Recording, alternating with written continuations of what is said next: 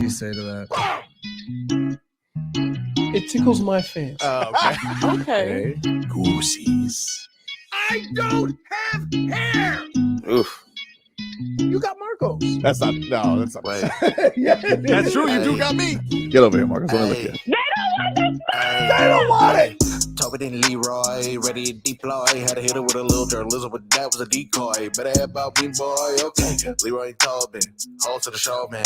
Steers in the stars with the show, and till then his half moon open. Sometimes go taste like a snowman. No proof, I'm a lie about a motor. No proof, like I always wanted him, I never hated him, I never traded him, and if I did, I never ever traded him. You know what is a star? Like another city, the driver's side Florida. Just get large, so many more. 10 in the more, never a bar. 8, 10 in the more, 2 to the P. Nothing to you, but it's something to me. Handsome as ever, and cute as can be. You can watch us on YouTube with views for free. Ay. This one time for the Twitch. This one time for the text. This one time for the phone line. Whole time wonder what they gonna do next. You know, I just wish you guys would stop the quibbling.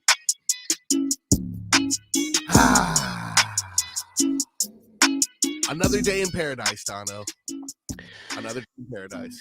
You know, I was watching the Thursday night football game last night, and of course, I had no recollection whatsoever as to which guys your player props were for. But as I was watching the game, I'm thinking, I hope Marcos had some overs on Puka Nacua, because that guy was catching passes, scoring touchdowns, sliding grabs. He was all over the place.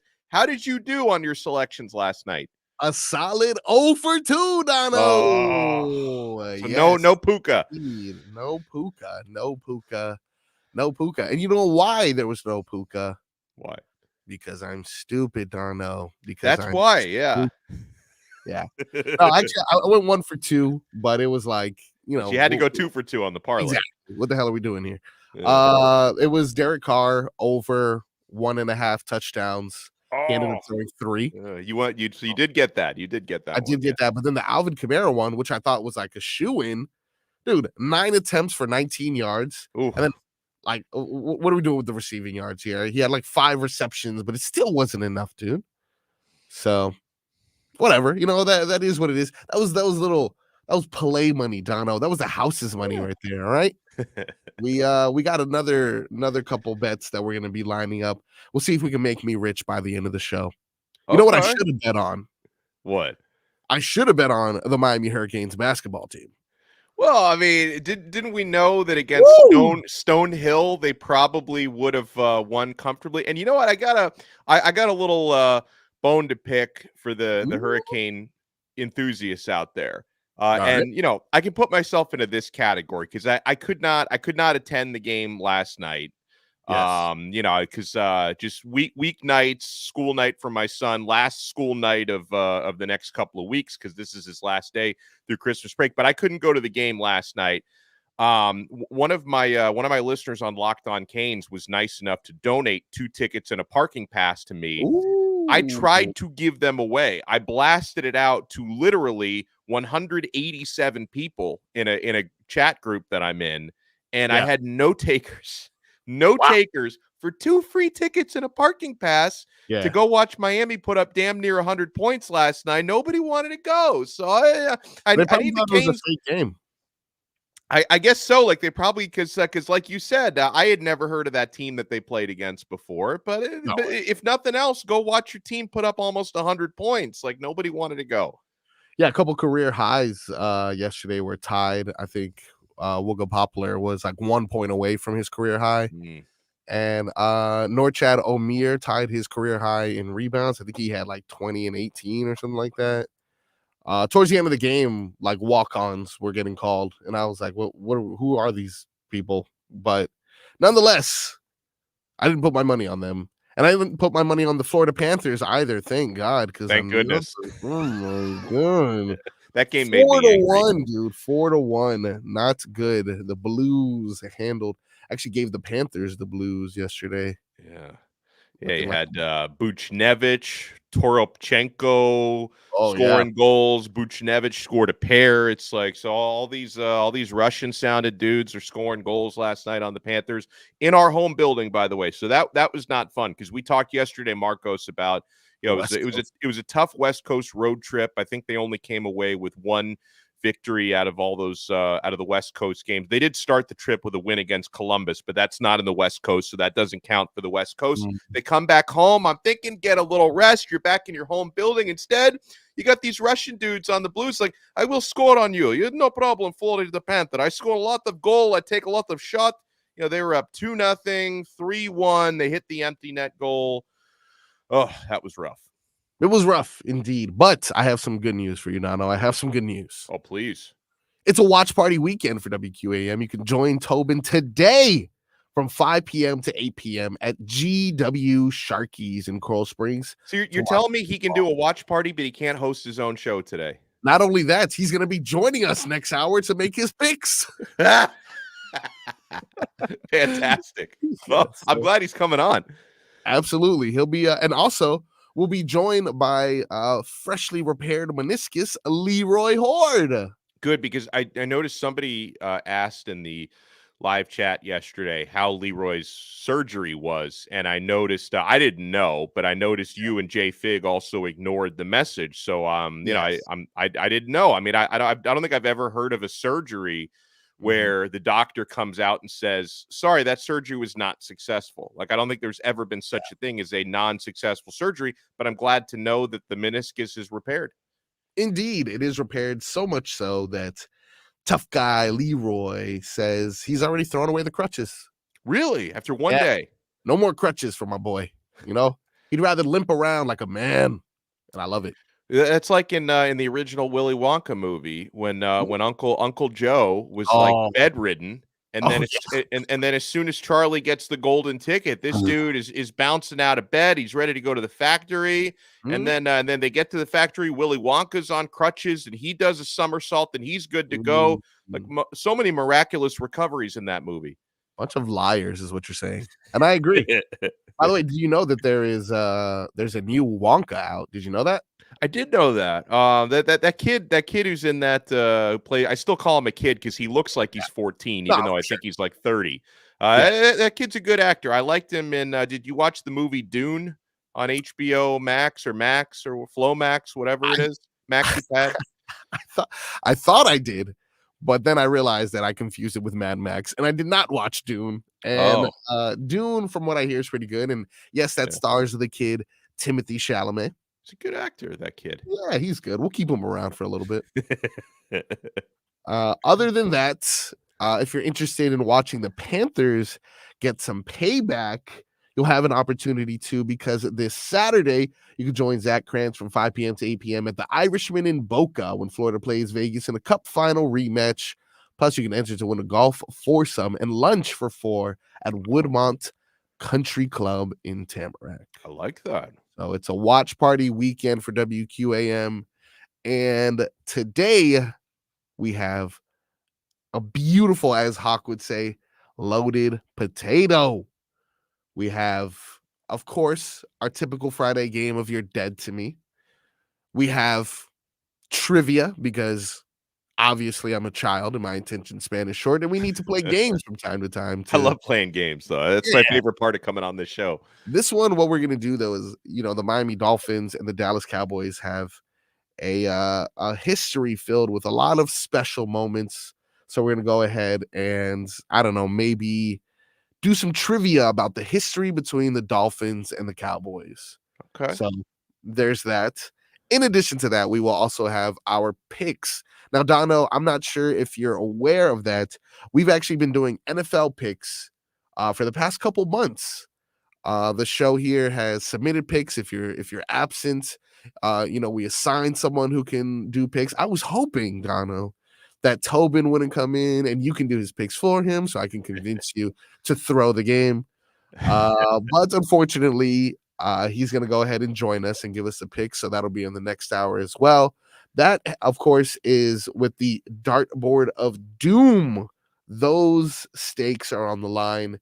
I'm not sure if you got an opportunity to see JFig in her starfish costume. Yes. But that was the first iteration of punishments. Actually, Tobin with a crop top dressing as Kyler Murray was the first iteration. Then it was a starfish. And we're going to continue to pay off our debt. So it's an action-packed show. It's Friday, right before Christmas. Donno, I think you mentioned that you're going on a cruise, but I don't think you're doing that this weekend. Are Not you this staying weekend. in town? That's gonna be in early or mid-January. Okay, cool. So you're 2 gonna weeks be in away. town for the holiday. You're not leaving anywhere. You don't have to deal with that traffic. Are you finished with your Christmas shopping though? 90%. There was a couple more items I wanted to buy, and I waited till the last minute, and I'm sure it's gonna come back to bite me. I'm trying to buy like a few local sports team t-shirts for my son, and I know it's gonna be a disaster because like I've noticed like shopping throughout the year, like buying Miami Hurricanes gear, Miami Dolphins t-shirts for my son. They're not usually all that well stocked with like the child sizes, like the 5-year-old sizes. So I'm sure it's going to be slim pickings. Like a couple months ago, I bought my son a Xavier Restrepo t-shirt just because it was the only Kane. I mean, I love X, but my son didn't know who he was. But I'm like, hey, this is the only Kane shirt I can find. You're now a Xavier Restrepo fan, I told my kid, and he rooted for him the rest of the year. So it kind of worked out. Yeah, that's good though. I mean, at least if he's going to be rooting for someone, it's someone as consistent and good as Restrepo. We love X. My son's a fan. X, he was a senior this past year, correct? No, he's got one more year. Oh, he's coming back. Yeah, that's good. I love that. Super excited. He kind of reminds me of Braxton Berrios. Yes. Did you see what they call Berrios around Dolphins camp? No, what do they call him? He has a nickname now. You'll see when you catch up on Hard Knocks. He goes by Eyebrows now. They Really? nicknamed him Eyebrows because him and his TikTok girlfriend recently posted a video of her doing his eyebrows. You'll be surprised how many different NFL players were commenting on how painful it is to get your eyebrows plucked. So really? Yeah, I know you didn't expect a Braxton Berrios eyebrow story in the first segment, but you never know what happens. He seems very well groomed, and like it's not surprising to me. Like he's a little bit of I don't know. He's just I don't know what the term for it is, but he's one of those dudes who like he's handsome. You know what that works. He's handsome. He grooms himself well, takes care of himself. I'm not shocked. Tonight we got some basketball. We have the Miami Heat back in action. The Atlanta Hawks are coming to town. If you have an opportunity, you want to go out there, be boots on the ground. This is your chance. A lot of people are on break, so this is a good time for you to go ahead and enjoy a game. Should be packed out there at Kaseya Center. No Jimmy tonight, though, right? No Jimmy, man. No Jimmy. No Jimmy, no problem. We'll win easily. It seems like we've been having an injury bug the entire season. And at first it's like, okay, good. We can go ahead and get this out of the way so that by, mid-season, the end of the season, we're healthy. But it just seems like we've never really gotten to that point yet. It just seems like we're just taking turns. As soon as someone comes back from injury, another person goes on like injury break. So it was the same way last year, though. It's like I don't know. They play maintenance. The maintenance is the entire season long, especially with Jimmy. Like Jimmy. He takes care of himself up until the postseason when he becomes playoff Jimmy. But yeah, despite the fact that Butler is not going to play tonight, Marcos, the Heat are still 1.5-point favorites at Kaseya Center tonight. So they are expected to get. And you know what? I'm going Heat minus 1.5. I think they'll win and cover. You know what? I'm going to go ahead and agree with you because look at this injury list for the Atlanta Hawks. Oh, okay. I didn't even look at their side yet. Yeah, no. You know what? Let me go ahead and save you the time because only one word can describe this injury report, and that word is who? Kobe Buffkin is out with a left thumb fracture. AJ Griffin is out with personal reasons. Mohamed Gouye is out with a right low back stress fracture. That sounds painful. And Jalen Johnson is out with a distal radius fracture. Why did I read that? Just so I can say, who the hell are those people? Yeah, and so I can lock in Heat minus 1.5. Yeah, I think it's safe to say you can do that. You can lock us in right here on 560 WQAM, as well as on the YouTube, Miami 560 WQAM. You can catch us on Twitch and on your Ring doorbell as well. If you know the special code, you'll be able to listen to us right here. Keep it locked in. Joe Rose was kind enough to hand us the reins at about 10:05. So we're going to go ahead and send it to break. a little bit earlier than we'd like, just so we can get back on time and come back with more stuff here on the Tobin and Leroy Show, live on 560 WQAM. WQ.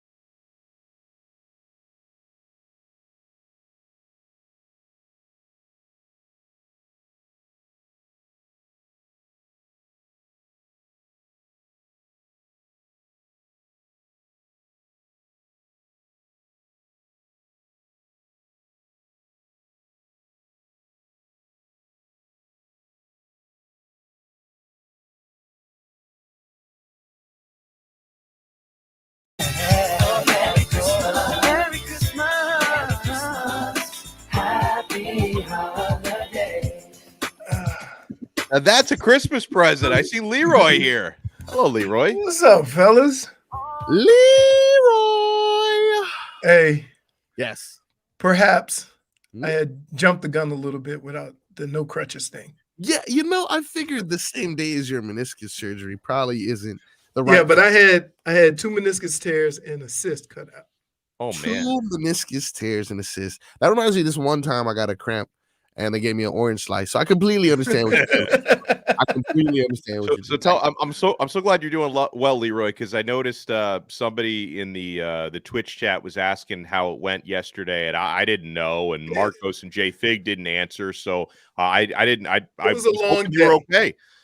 It was a long day. I got there at 11:30, right? Didn't have actual surgery till like 2. So I was just sitting there running my mouth. Had a guy who said, "Oh, I'm a big fan." So he was checking in on me constantly, appreciate it. Big fan of your career, or is he a big fan of the show? The show. Oh, look at that. You say he probably because you're like in close proximity to me. Yeah. That's probably why he was. And then the anesthesiologist came in and I was talking to him and he was back and forth. He said, "I might have to give him additional dosage because he really talking." Oh. That sounds about like, right. I tell you what, Are you completely out for the surgery? I was out. Let me tell you something. Yeah. They hit you with that little shot or whatever it is, and you chilling. Then you feel warm and fuzzy. Then you get up and it's over. Wow. Yeah. So did you count down this time? Did you do the whole? No, they didn't even do it that way. Oh, they were just talking and smiling because I guess they said in a couple of seconds he's gonna be out. Yeah, my when I go to Hialeah to get my surgeries done, we kind of do it differently. They usually just put a pillow over my face, and then when I wake up, I got a headache. But look, my oil is changed and my BBL is done. It's usually good. It's a one-stop shop. Is that where you go to get the butt lift? Yeah. Well, I'm glad that you're okay, Leroy. Yeah, I'm good, man, because check this out. What else am I going to do? I can't sit around the house. It ain't like I got errands to run or nothing like that. And all I got to do is crutch over to the other room, talk sports. Yeah, I'm glad you picked up the crutches, though. So your recovery time from like the same sort of surgeries that Alex Solana has about every couple of months, like if he had just had that same surgery, he probably would not have even sat up in bed yet today, correct? Right. Well, I did. When I had my thumb surgery, I didn't miss a day. Wow. Look at you. Because I had to be there. I had to be there at like 2 or 3. So I did the show, went and had surgery, back the next day. So you're like you even scheduled the surgery not to conflict. No, with the show. It just happened that way. Oh, really? Yeah, they don't schedule the surgeries until the day before, and then they call you at what time you got to be there. So it just worked out that way. Yesterday, they told me I had to be there at 11:30. So, but yeah, other than that, that's it, man. Silly Sauce says the lengths Leroy will go to prove Solana is soft. Gotta love it, dude. Gotta love the damn. Can I just say something, you ingrates on Twitter and YouTube? Some people would be appreciative that one of us is doing the show. Right? Yeah. Me or Tobin. And we enjoy talking to you guys and going back and forth and talking with the crew or whatever. But no, that's what you got out of this? Oh my goodness. RVA Richie brings up a good point. Leroy, did they give you some of that good? Are you gonna be floating through Christmas? No. They gave me here. they gave me a medication, right? Yeah. And then they said, get some extra strength Tylenol to take with it. So that's good. Yeah, because it's an anti-inflammatory. Oh, okay. Right. So it's not the good stuff. I was reading up on it because I didn't know what the medication was, right? Because a lot of the stuff, it's the same medication, but it changes names. So what they gave me was basically Toradol. A different name for it.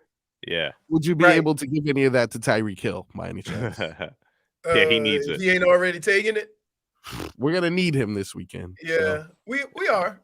But like the thing is by the way, I did a show yesterday after surgery. Leroy, Yeah, what the Cleveland. hell? No, it was some betting show.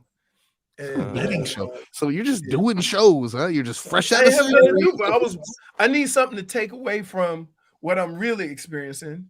Yeah. And I really want to crawl behind me in a ball and cry like a baby Yeah, because it hurts and there ain't nothing that I could take to fix it. relatable. You know, and then the dogs see me on crutches and they think I'm the boogeyman, so they bark at me. Zeus is terrified. So, but no, I think people are looking at this game all wrong. You're looking at it from the Tyreek standpoint, and I get it because he's the big play guy or whatever. But the Dolphins need to run the football. Yep. Because every team that has had success against the Dallas Cowboys, it hasn't been throwing the ball. It's been because you ran it right down their throat. And we got to block, Leroy. That's what I'm looking at. That offensive line. Can we get something going behind that O-line? It's easier to run block than it is to pass protect. Yeah, that's right. You know, if you can get them going downhill. So I'm looking forward to seeing whether Mike McDaniel sees that and sees what Buffalo did and what the 49ers did, right? And what the teams that have beat them have done. And that's run the ball extremely well. And that, I mean, you're talking about where the Dolphins are running the football. They're an excellent run team. Finding creative ways to run the ball and do different things with different people. And I think that's going to be the key. Now, you're going to have to run it straight ahead. Yeah. So I think that's why they might have activated Big Boy. Right? Big Boy. Oh, you talking about Brooks. Brooks. Chris Brooks. Right? Yeah. Because downhill is the Big Boy, Leroy. Everybody else is ants, dude. Yeah, he is big. He's the only big back. He is the only big back on the roster. Yep. Let's call him Big Back. Not to be construed with Kyle Lowry, who is a big back side. Hey, look, that's the point. Leroy, you're coming out firing. I'm gonna go ahead and play some audio for you when we come back, Leroy. I need your opinion on this because yesterday I played Tua, spicy Tua. That's me using spicy tuna. Spicy Tua, keeping all the receipts and talking about how he doesn't care what the narrative is. He doesn't care what they say about him. But our boy Shannon Sharpe had something to say about that and fired off in response to Tua's comments. We got that. We got Coach Mike McDaniel and much more when we come back right here on 560 WQAM.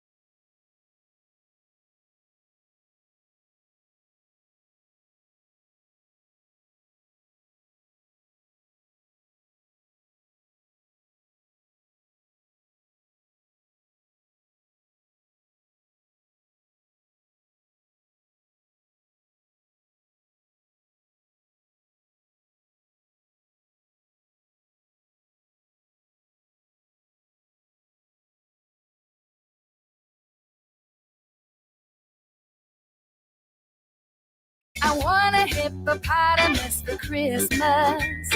Only a hippopotamus will do. I don't want a doll, no dinky tinker toy. I want a hippopotamus to play with and enjoy. Welcome back to the Tobin Leroy Show. Live. Alex Donno joining us today. Leroy Horde back from surgery. JFig at home begging me to not do the NFL pick so early. Is she part of the picks? Can she get punished again? Oh yes, absolutely. Donno, anyone can be punished. That's what I found out. Just NFL games or other sports? We're just doing NFL games. Except me. Except for Leroy, because Leroy is exempt because he just had surgery. Not because I always win. Because he happens to be on a hot streak. All right. Let's not forget who won the first 2 months. All right. Hey, again, all I like to do in the first 3 weeks is put myself in position where I can't come in last. Yeah, then I don't care. Leroy can lose every game for this final week and still be fine. It's unfortunate. It really is unfortunate, especially when I talk so much trash. No, we got one more week. Oh, we have two weeks in total? Yeah. Okay. The first is not until Monday. I've lost track of all time, Leroy, so I appreciate that. Yesterday, I'm not sure if you heard this. It's what's been going around recently. I'm gonna play the clip again. I was busy. Yeah, I figured you were a little bit busy. Tua got a little spicy in his press conference, said that he's keeping all the receipts. This is what it sounded like. Like I keep saying, everyone wants to make this about me, about Tyreek. Like, please keep pushing it to Tyreek. Like, make it about Tyreek. I understand that my platform and who I am in this league as a quarterback makes me, if you want, polarizing, whether I'm the best, whether I'm the worst. Like, I could care less. Like, I don't listen to it. This is my bearer of bad news. And Nolan, I hate to say it. I hate to say that, but that's my bearer of bad news. If anyone has something if anyone has something bad to say about me, but at the end of the day, like I really don't care. But if she does share it with me, I mean, I keep receipts. We all have a way of how we do things, but like all the narratives about it, I am only good with Tyreek, and that you're right. That is the only time I'm at my best. You're right. I'm only good when Jalen's in. I could care less about it. Like, sure, if Jalen and those guys are not, like, I'm only as good as Raheem Mostert allows me to be. Like, that's what the narrative needs to be. And we're able to win games and we're able to go where we want to go as a team. I am the worst football player, if that's what you want. Like, I don't care. Like, I really don't. So whatever it is, whatever you need on your show, like, take clips out of what I just said. Do what you need to do. Like that. I'm just here to do my job, and my job is to help our guys win games. Wow. I don't think he was really saying anything out of the, you know what I mean? It's just that at some point as a competitor, when everybody's coming at you, like what you've done all year is average.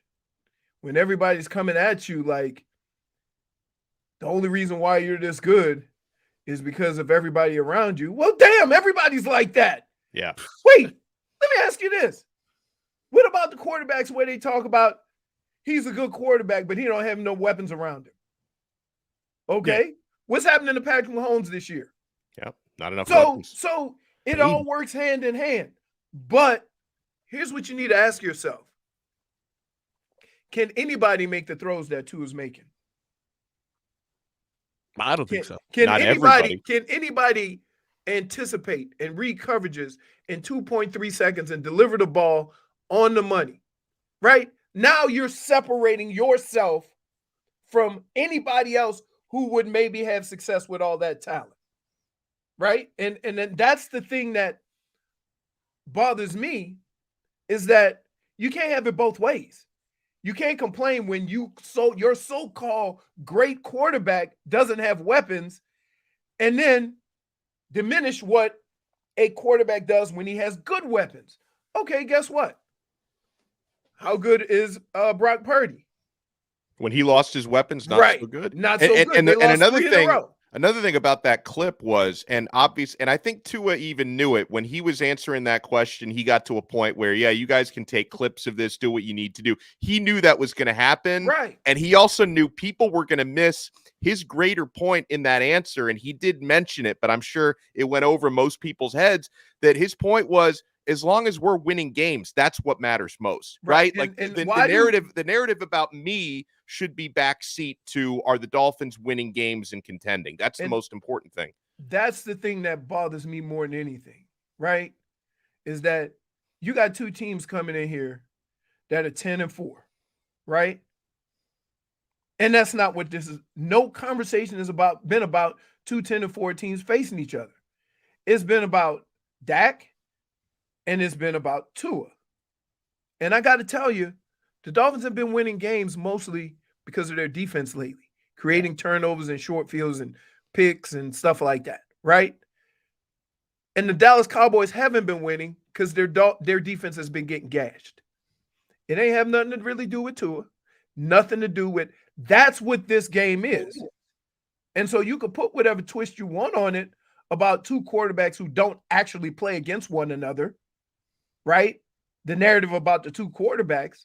Or you can look at this game and say, hey, if the Dolphins run the ball, it's going to be more the same for Dallas's defense, not their offense.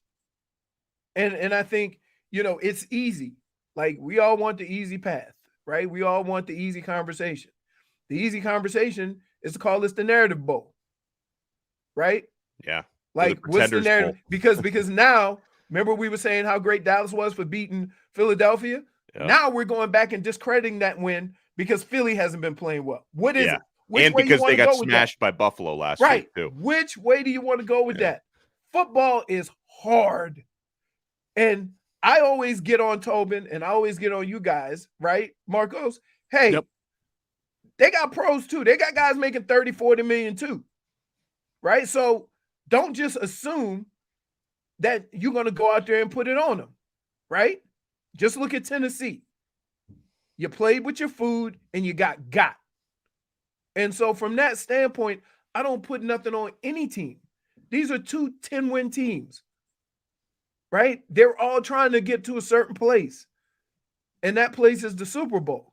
Now, can you help your cause by winning that game? Yes, that's what the narrative should be. What happened if Dallas wins? What happened if Miami wins, right? The whole conversation about this is the narrative of neither team playing well. Dallas not playing well on the road, Miami not playing well against winning teams, and Tyreek. Okay, if that's what your narrative is, and that's what you think is going to determine this game, Mike McDaniel is doing a terrible job. Okay? Yeah. And so from that standpoint, that's why he came out earlier in the week and said what he said about F off, right? And that's what he's telling his team, as the week goes on. Don't worry about that nonsense. F off. Right. Don't worry about that. Don't worry about that nonsense that you're playing, the team you're playing. They're a good football team. You treat them as such. You prepare as such and go out and try to play your best game. So did Shannon Sharpe, you were saying, Marcos, he responded to Tua's response? What did he say? Your guys' response of the comment is logical. You're breaking down what he said. You're really taking it. You're not taking it as personally. No, I'm taking it as what he said. And more importantly, I'm taking it as I'm looking at this game. I don't really pay attention to what everybody has to say. Yeah. Right. I'm looking at the game like, how are the Dolphins going to win? How are the Cowboys going to win? Right. It doesn't matter what you think of these teams up to this point, because as Bill Parcells say, you are what your record is. Yep. Now, how many people wish they had 10 wins? I'd say a majority of the league. Yeah. But again, these are all things that go back to football. Shannon Sharpe gets on and he gets personal with it as if Tua said, Shannon, this is for you. So this is what he said yesterday. What's your reaction to Tua keeping receipts? He doesn't care, but he spends 90 minutes at the podium telling you that he doesn't care. Oh, I'm not. But where was this attitude after the Tennessee loss? That was your time. No, don't get up there. You beat the Jets. You beat the lonely, pathetic playing Jets. You hang 30 on them. They get nothing. And now you want to beat your chest like you King Kong on the Empire State Building? Bro, you standing up there like you Dan Marino. Stop playing.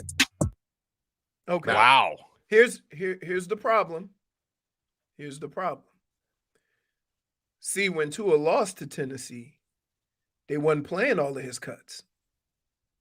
Right. And now, because he's playing Dallas, everybody's cuts are more important because he's playing Dallas. So if he had went back and listened, Tua's been pretty consistent with not caring about what people think of him all year. So this is nothing new if you've been paying attention. This is nothing new. Tua saying, I'm keeping receipts. Nothing new. So now that you hear it against Dallas and everybody want to play every cut because they playing Dallas, now we want to comment on it. But Tua's been pretty consistent with that all year. Can I say one thing though? Sure. Now Shannon definitely sounded like an ass clown there. However, he did bring up something that is kind of valid. You're saying I don't care what anybody says, but then you also say, oh yeah, our media relations person tells me anytime someone says something negative about me and I save the receipt. I don't know. It is, I can understand. It is a little like you say you don't care, but there's someone on staff who literally tells you when they're talking bad about you in the media. Here's the deal. We all go through it, right? I've had situations where you want to know what people think. That's human nature, right? You want to know what people think. You can still not give a damn. Okay. You see what I'm saying? I see what you're saying. I want to know, for example, right? If I'm playing a game and this would happen when we played, anytime I played, Bill Belichick was coaching. Oh, he'll fumble. And I'd be like, all right, try to strip the ball, right? But if you miss and I get 5 or 10 more yards, I win. And that was my attitude. If you concentrating on the ball and I concentrating on the guy running the ball, that's on you.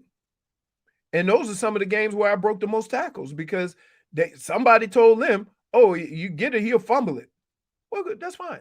Okay. So that's wanting to hear what people are saying, or somebody is always going to tell you what the other side said. Yeah. Whether you want to hear it or not, because they in there to get clicks too. Yeah. So, and I'm more than sure if Tua was talking today, they would bring the Shannon Sharpe stuff. You see what I'm saying? Let's not let everybody. Here's what I love about the media, and I guess I'm part of it too. We all try to validate what the other person is saying or asking because we part of that crew. But if a football player does it about another football player, they have a problem with it, right? So all the media, fair question, valid point. Everybody just pumping him up, right? But it is a valid point when that's the only cut you heard all year from Tua. And you know that he's been consistent with that, right? And keep in mind, Tua's not just coming to the podium with a opening speech like Mike McDaniel. He's being asked questions about it. 100%. Yeah. So you never hear the question. You always hear the response, and you get on the response and just eliminate the question. Unless the player attacks the question maker, the question asker, right? So if he says, why would you ask me some dumb question? Like if he goes at that person, then everybody gets all up in arms. Yeah. But that's the only time you hear the question. And then what do they say? It was a valid question. I don't know why he's so upset. So you can't win. Tua can't win. If he get up there and say nothing, if he gets up there and says something, what I appreciate about Tua is that he's comfortable enough right now, and he's in a good place where he can say whatever the hell he wants, and it's not going to change how he performs on the field, right? And I'm glad he's feeling a little chippy, and I'm glad he's feeling, because 3 years ago, he was so far away from what we see right now, and we've seen it firsthand. So we take all of these comments as a sign of Tua maturing into himself, and everybody else looks at it like Shannon Sharpe. Maybe you need a better grasp of what this man has been through and why he's speaking the way he is right now. If you understood that, maybe your attitude or response towards what he's actually saying has a different perspective, because we do. Like, you're right. If he didn't care so much, why is he saying we got receipts and all that? The important thing is he's talking. He's speaking his mind. He's saying stuff like that. He's comfortable enough in his body. He's comfortable enough with his performance that he can make comments like that when 3 years ago the guy barely talked. So that's what I take out of all these pressers with Tua, is how he's opening up and he's not afraid to put himself out there. That means more to me than what is actually being said. Yep. And you have to know Tua from 3 years ago to understand that where he is now versus where he's been then. A lot of people don't take that into consideration. So he may say something I don't agree with. He may say something I don't even like. But the fact that he's able and he's comfortable enough to speak his mind and defend his guys and defend his career and defend his performance, that's the most important thing, because that's how you get the swag. That's how you get the arrogance to go out there and say, I'm one of the best, and you perform. And that's what I expect out of Tua. Well, we got more from Tua and more from Mike McDaniel when we come back. Our Tua coming up next.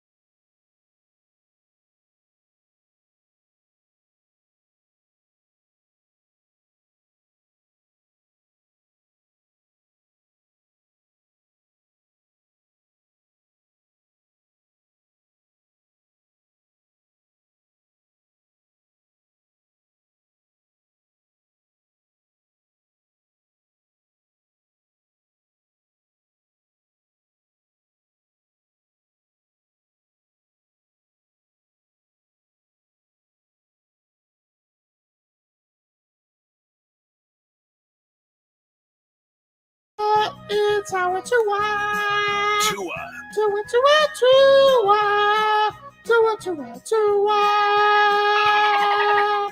Chris Sims can go to hell. Tua Tagovailoa.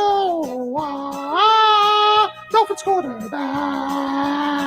I love Christmas. Our Tua with Tobin and Leroy. Check the history of Howard to the program. Howard Tua on the program. Leroy, Donno, your boy Marcos here. Having a wonderful Friday before Christmas. I know Donno's plans for the most part. Leroy, do you have any elaborate plans for Christmas? Christmas Eve, whatever it may be. You be able to grill with those crutches? No, dude. No. I don't think I'm doing nothing. I gotta listen. I'm like Tyreek. I got to sit out this week so I can be ready to go next week. Gotcha. Okay. New Year's. Yeah, New Year's a big one. Yeah. So that is the goal. But based on how I'm feeling right now, yep. What is it, day to day? Yeah. Dude, I'm telling you what, I felt so good when I got home. Yep. Then I I went to sleep. I'm like, I'm just gonna fluff up, put my leg up, I couldn't get comfortable, right? I finally fell asleep, right? And then I got up this morning and rolled over to walk, and I'm like, oh no. Mel said, "What's wrong?" I said, "The juice wore off." Oh no. The Toradol wore off. Look, no, I hadn't started taking it yet. That was just the stuff from the surgery. Oh, I see. I'm like, and she said, "I told you need to be on crutches." I'm like, "Thanks. That's what I need to hear right now." Oh, okay. And a perfect time for I told you so. Yeah. So, I keep ice on it. Ice helps a lot. And I have like 2, packages. I just rotate them. But other than that, like, yeah, man, I'm good. Like, it's not it doesn't hurt as much, but I went to the grocery store. Let me tell you. You just think, oh, I'm gonna just run in and run out. Yep. Not with crutches. Not with crutches. Okay. And then I said, you know what? Early in the morning, the fruit is fresh, right? Yep. I'm gonna go get me some fresh cut melon, watermelon, strawberries, or whatever. I get over there.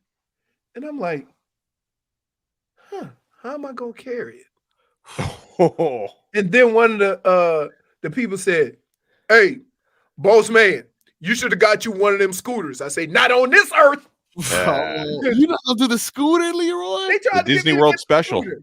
Come on. You literally just had surgery less than 24 hours. You should have gotten the I should have scooter. did the scooter? There's no shame in the scooter. Okay, If you're healthy, you're getting the scooter because maybe you've had too much Big Macs in your life.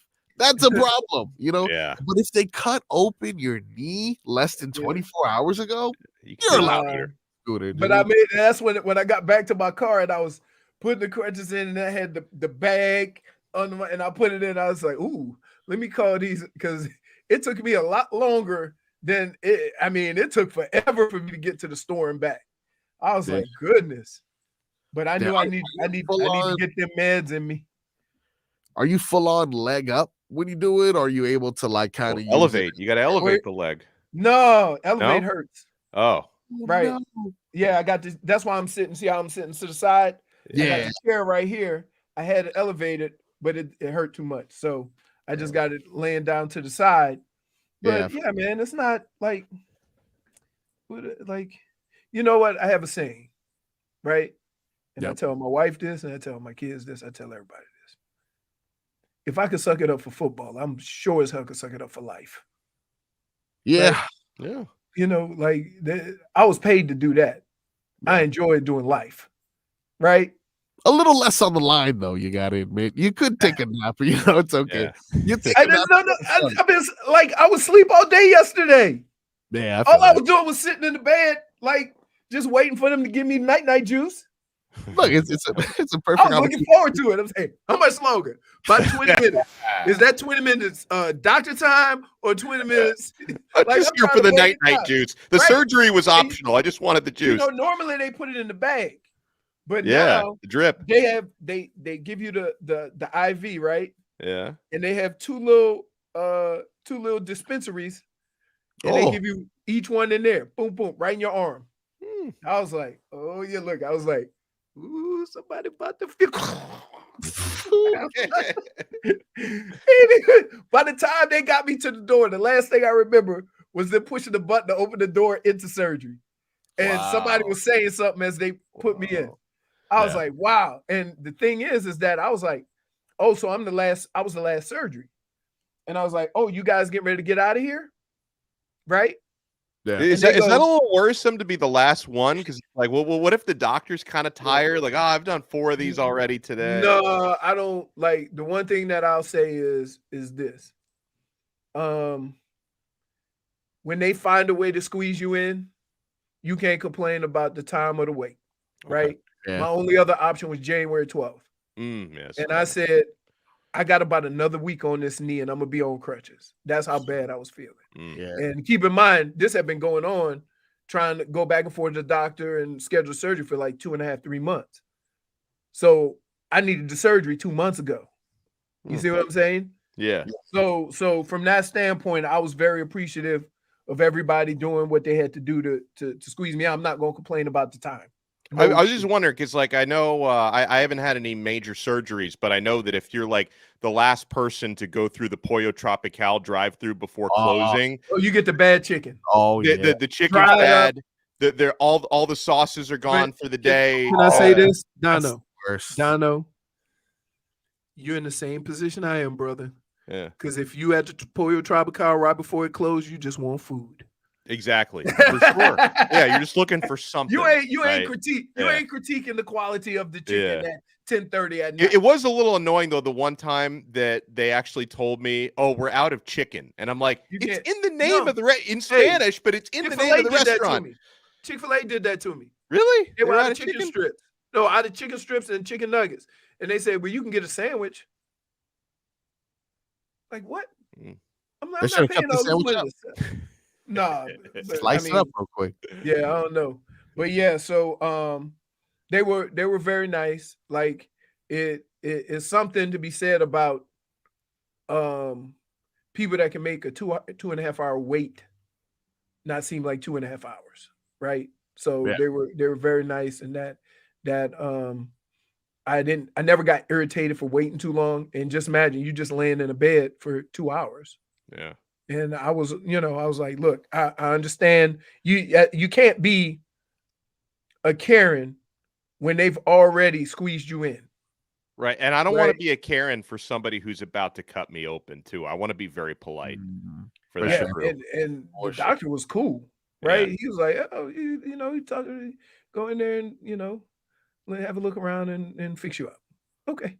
See you in a minute. The thing is that you don't see the doctor. He's in there ready to go. And then I asked the nurse, oh, so you guys get to get out of here. No, there's a bunch of different surgeons on that floor doing different surgeries, and the nurses go and move around from surgeon to surgeon. They don't only work for that doctor. So that was like interesting because, one person said, no, I'm here till 7, 8 o'clock. And the other person said, yeah, I'm done. So they have like schedules of when the doctors do surgeries. I was always under the impression that this doctor does surgery on these days. He has that whole, room or whatever. And no, they have different rooms. Like, so it was, you ask a bunch of questions when you're just sitting there. Right. And then the lady, so when I first got there and it was getting close, she said, you got to use the bathroom. And I'm thinking, oh Lord, please don't make me make a boo-boo they'll be talking about me forever. Yeah. But then I was like, I don't go in public anyway. So me and my body have an understanding. We don't boo-boo in these streets, right? Body, not now. But I had to pee, right? So I said, yeah. So I get up and I'm walking and she's behind me holding holding the thing closed. And I'm like, hey, I'm 55 years old. Somebody get a look at a couple of cheeks. I'm good. But I had underwear on. So I'm like, you protecting nothing. I'm covered up back there. Let's go. So but yeah, you pay attention to a lot of stuff. I'm looking around. I see people going out. I was like, wow, he out already. See people going. I'm right in front of the door. People going in and out. I'm just commenting. I ain't got nothing to do. Then I went in there. So it needed to be done, right? Well, you got it done, bro. I was very thankful that the people, right? Leroy got absurd saying we know trust. No, I did not. Right. Great. The only scary thing about it is when you have knee surgery and you get scoped, you never know how long your recovery time is going to be because you don't really know what they're going to do. Exactly. You don't know what they're going to find in there. So when dude said, you're going to be on crutches for a bit, I'm like, what, you mean a couple of hours? What we talking about? And so that's why when I got home and I start moving around, I'm like, I don't know what this guy talking about. I'm good. But the juice. But other than that, that was good, man. I appreciate. Was that like an old football injury that flared up, or was that a new injury? I don't know. New? I don't know what it was. I mean, a few months ago, I broke my leg. I fractured my tibia. Don't know how. Just right? woke up with it. No, it started bothering me just like this knee was. Wow. And it might have been something that, because I don't run, but I do some stuff in the pool, and I golf. So it can't be from golf because you don't twist like that. So I don't know. It might have been from walking, and I've had to get orthotics, and those have helped a lot, right? And so I'm wondering maybe if just the way my feet and my hips and my knees were lined up, I just created some kind of rubbing on it, and then I maybe stepped or walked or just cracked it. I don't know. So yeah, but I'm good. I'm glad you're on the road to recovery. That's for sure. I am. I'll be good. Look, you know what? The most important part of that surgery, I got up. There you go. You can't don't ever take for granted getting up. Nope. Well, these updates on Leroy's surgery have been brought to you by the new Palmetto Ford Truck Super Center. Why buy your truck at a car store? Palmetto Ford. Let's see if you still got it. No truck. Yes. There it is. That's the goth truck. When we come back, Leroy, I want to ask if you've ever had a specific celebration or taunt that was developed. And I think if you don't, I have the perfect one for you. When we come back, that and much more on the Tobin and Leroy Show, 560 WQAM.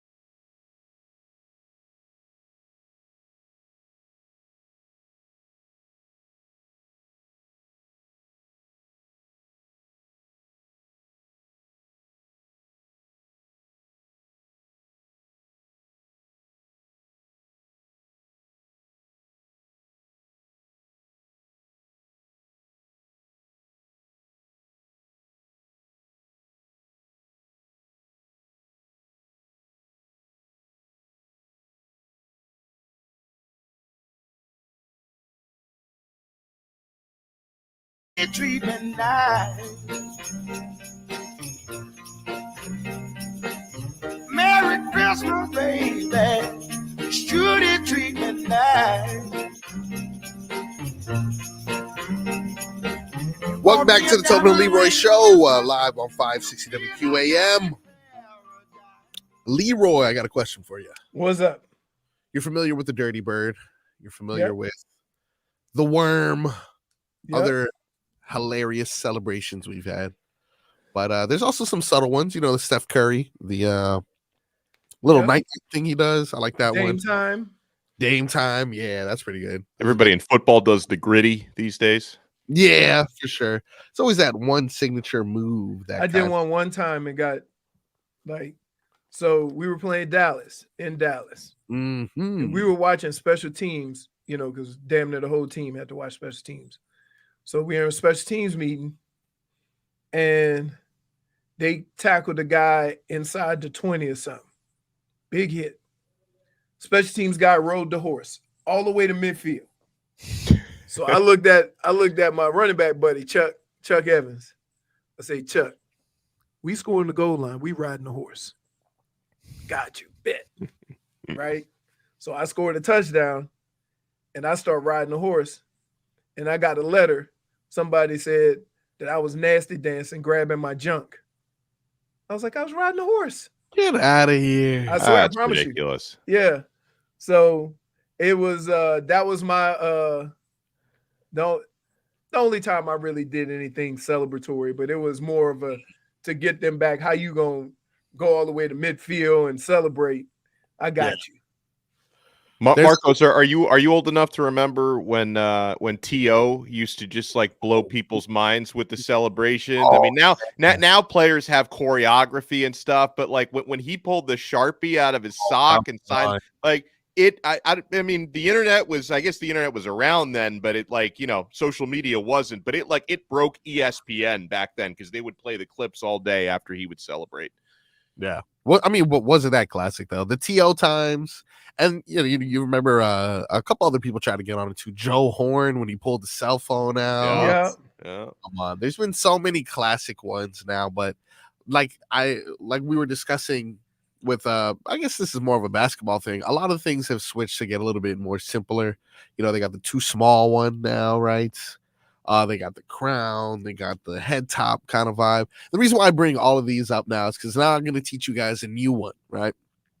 This is one being, I guess you can say, orchestrated by Tua, but there's a lot more to it. We'll hear from him as well as he describes it. But step one is very easy. There's 2 steps in this taunt, right? Okay, both hands right here, talking. This is it. Step 1, talk, and then you take 2 fingers to me. Wow. Right? That's Tua's talk to me. And he did it. If you watch Hard Knocks, which none of you are up to date, and I know Leroy, you will never be up to date on it. Nope. So I'm not worried about that. He actually displayed those bad boys because it seems to be something that, I don't know, happened in OTAs, as you'll hear him talk about. And it's something that he can accredit to Jalen Waddle. But again, there's 2 steps. Number 1 is talk, right? And then step 2, to me. Isn't that 3 steps? Talk to 3 words. Me. You know, it's just it's to me. You know. Okay, I guess this goes back to what I talked about earlier. The fact that he feels comfortable enough to do stuff like that, right? Yeah. Means he's in a different place. So this is Tua talking about the taunt that I'm sure will be sweeping the nation from now on. Part of the game. It's fun. Like that was fun. And that talk to me thing, really, that's like as we came into OTAs, Jalen Waddle was like that was Jalen Waddle would just say that constantly throughout OTAs. And then I guess it just been used so much. Like I just started saying it to a point where everyone was like, that's hilarious every time you say it. In practice, I'd throw a bomb and the D-line's like, bro, seriously? And I look at them and I'm like, talk to me. And then they start laughing and then they'd start using it too. And it really started out that way. So I take no credit. And then like that's Jalen Waddle's deal. But The whole signal thing, like, just made it even funnier. It heightened it. So people that knew that were inside knew what that was, could sort of hear me saying it, and could hear, other people saying that when I gestured that. So that's what that was. He's having fun out there. Yeah, like good for him. Like, man, I'm gonna tell you what, it's hard, not as an athlete, as a person, to go to a job and have somebody on you like Flores was on Tua and come out the other side. Yeah. And so from that standpoint, to me, all this stuff is Tua just warming up to his role on this team, right? The guys love him. The organization is now defending him, right? He's got the best man in his corner in Mike McDaniel, right? And you understand that when a guy praises you the way that he does, when there's a problem, he can also come at you that way because he's earned that respect with you. And it's coming from a good place. Could Tua ever say that what Brian Flores was doing to him came from a good place or it came from an ulterior motive? That ulterior motive was he wanted somebody else at quarterback, right? So that's a tough spot, man. And it's not just for athletes, it's for anybody. But especially think of it this way. Tua didn't ask to come to Miami. You brought him here.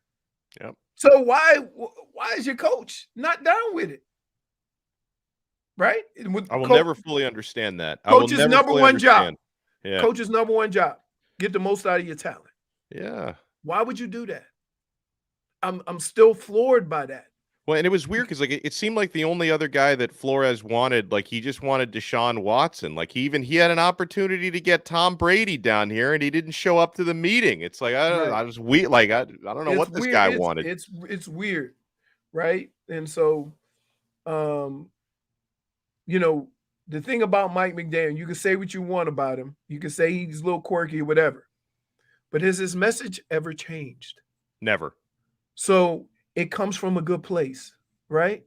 It comes from a place of, I care about you guys. I care about what we do. This is how we're going to do it. I'm with you thick or thin. Here's what we need to do to make it better. Right. You appreciate that. That's being a good people person, right? That's understanding people. So, yeah. We got more on that relationship between Mike McDaniel and Tua. That I think it's evident not only in the times that he's doing well, it's evident in how he's able to bounce back. I think previously how hard he was on himself and how hard the regime was on him going through a couple of the games that he went through. I'm not sure he would have been able to dig himself out of the hole, but this is Mike McDaniel on Tua not throwing interceptions in the past 3 games. And that's, I think, what happened? It's just funny that he's saying this is Tua not throwing interceptions. The way he said it. Hey, when I would say this, when you eat where Tua eats, yeah, you're playing with fire, right? Yeah, no sure. quarterback likes throwing the ball in the middle of the field like that. Yeah, that's where we do our best work. Right. So, that's what I'm saying. This is what the coach had to say. So there's this, especially with Tua, there's a pattern here that, somebody's got to pick up on. Okay. He gets better. And he gets better in an inordinate amount in a short period of time. And that doesn't mean that, the game of football is tough and you're going to, he will throw an interception at some point in his life. But what he's doing is he's learning from everything because he's not pointing a finger or hiding from it. He is really holding himself fairly accountable for everything, but not backing down from anything. So you're seeing a guy develop as we've seen him develop really since I've been here. So should it surprise us that he continues to improve his game? Well, I mean, if we're blindfolded with earplugs, it should surprise us. But You know, that's what you know about Tua, is that his hunger is deep within himself, and that will continue. And you know, he's playing the quarterback position better than he had at the beginning of the season. Numbers are numbers, but he's learned stuff that is tangible as you progress through the season. And it's a tremendous responsibility to have the football every play, and he doesn't take that like. Did you hear that? Numbers are numbers, Leroy. Listen, numbers are numbers. I give you a perfect example. If you look at Joe Flacco's numbers, they're not that good. They're not. Yes. But you see what he's doing on the football field, and he's making all the difference in the world. So how do we receive that information? Like the people on TV who don't watch the games will say his numbers are okay. Yeah. But when you watch these threw games, a few interceptions, so you're like, oh, that couldn't have been a good game. But when no, you watch the games and see every fourth quarter the dude damn near completes every pass, right? Now you have a different. So that's what he means by numbers mean numbers. Like, yeah, you can look at the numbers. You can look at, you know, I get mad at people that look at yards per carry, right? The most important thing in the run game is number of carries. Because if a team is allowing you to still run the ball, that means you're controlling the line of scrimmage, and that means you're keeping the ball away from them. So if you see 30-plus carries, the yards are important, but not as important as the 35 carries. That 35 carry, you can run the ball for 30-plus times against a defense. You're going to eat somewhere. And they're allowing you to do it. So when it's 3rd and 3 and you get 4 and it's 3rd and 2 and you keep the ball moving, you're having successful runs that only go for 3 or 4 yards, you can't at the end of the day then say, they only ran for 3.5 yards. You didn't watch the game. I try to get people on that all the time. And you know where I learned that from? Bill Cowher. When they went to the Super Bowl, Bill Cowher would say, I don't care how many yards we get. We are determined. We control the line of scrimmage based on how many carries you allow us to have. Right? And they would do it to us because I played with Cleveland. They would do it all the time. Just run and wait for you to make a mistake. Take advantage, run and run and run. They have 35 carries for 100 yards, 35 carries for 110, 35 carries for 90. But 35 carries is what got you. Look, some people say numbers mean numbers. Other people say words means words. You know, you find out a lot about yourself when numbers start meaning the numbers and words start meaning words. I mean, honestly, the place where numbers are most meaningful is fantasy football, and that's about it, right? And honestly, and for the people who are actually smart with fantasy football, you realize numbers don't always equate to reality, right? I mean, for a long time, Tom Brady was not, like a top 5 fantasy quarterback, but the guy's the greatest of all time. Right. Numbers mean something, but they don't mean everything. Right. It's easy you see a guy have 20 carries for 60 yards and he think he did nothing. Meanwhile, the team rushed for 40 times and they dominated the game. Right. So yeah, it's I think fantasy has skewed all of this, right? What also has skewed everything is when it's time for somebody to get paid, then they want to bring up your yards per carry, right? I said I kept my yards per carry around 4 yards, and keep in mind, I had a lot of successful 2-yard runs, right? And it's hard to keep your average up, but then when you go up for it, they say, hey, man, your career average is only 3.9. I'm like, really? You don't expect that from your own team, right? But that's what we do. We want to make those numbers fit our narrative. And the fact of the matter is, I'm going to tell you now, Marcos, on Monday. Yeah. Or say on Tuesday. You look at the stats and look at number of carries and time of possession. And if the Dolphins have more carries and have more time of possession, they'll win. Simple as that. Well, tell that to my chili peppers. We're going to talk more Dolphins when we come back. We're also going to see which games this weekend tickle Leroy's fancy when we come back. WQAM.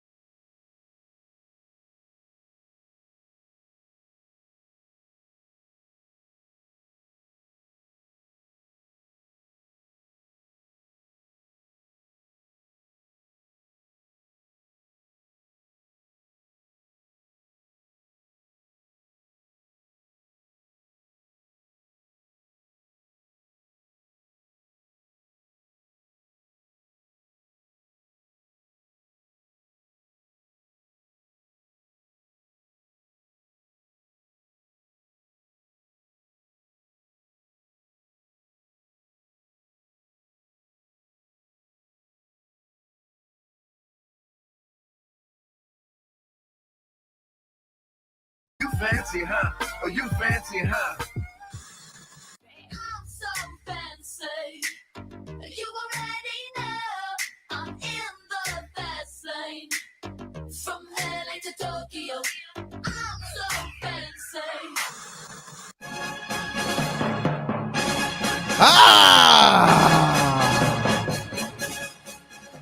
Time now to Tickle Leroy's Fancy. Let's start with today's action, shall we? Donno, I'm also going to ask you. Oh, okay. Yeah. You're also important. We want to make sure your fancy is tickled as well. My fancy's usually tickled. I feel like Leroy's a little bit more discerning than me. Well, I'm good. I like it. I like the action. We got action tonight. And no, I'm not talking about the Miami Heat game against the Atlanta Hawks. Instead, I am referring to the Gasparilla Bowl. Georgia Tech versus UCF, 6:30 p.m. from Tampa, Florida on ESPN. I thought Gasparilla was a drink. Is it a plant? It's a Tampa thing. It has something to do with pirates. That's all I know. Isn't Gasparilla a drink?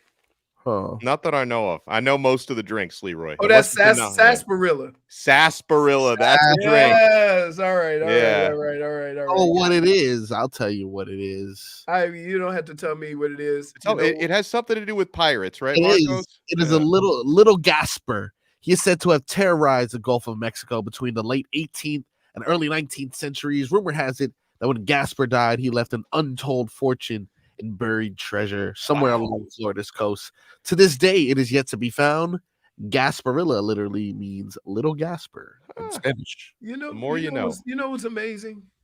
What's that? How is Tampa, Buccaneers, Gasparilla, right? Like when you think of Tampa, I don't think of like basically people come and take your stuff, right? That's what a pirate is. Well, no, but I think that's why. I think that the reason why they're so associated with pirates is because of Little Gasper. I think that's Little why Gasper. it's all ingrained in there. They had a big piracy problem there back in the old days.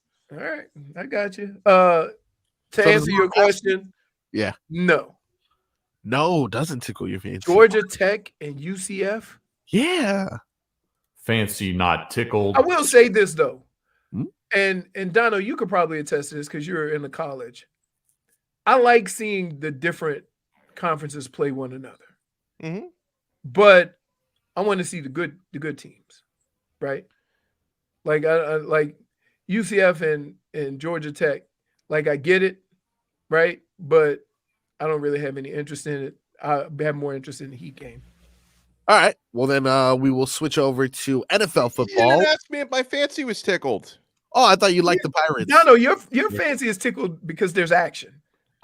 That and listen, I'm interested. I want if UCF is up, I want to see if they take a knee at the end, unlike my team against Georgia Tech.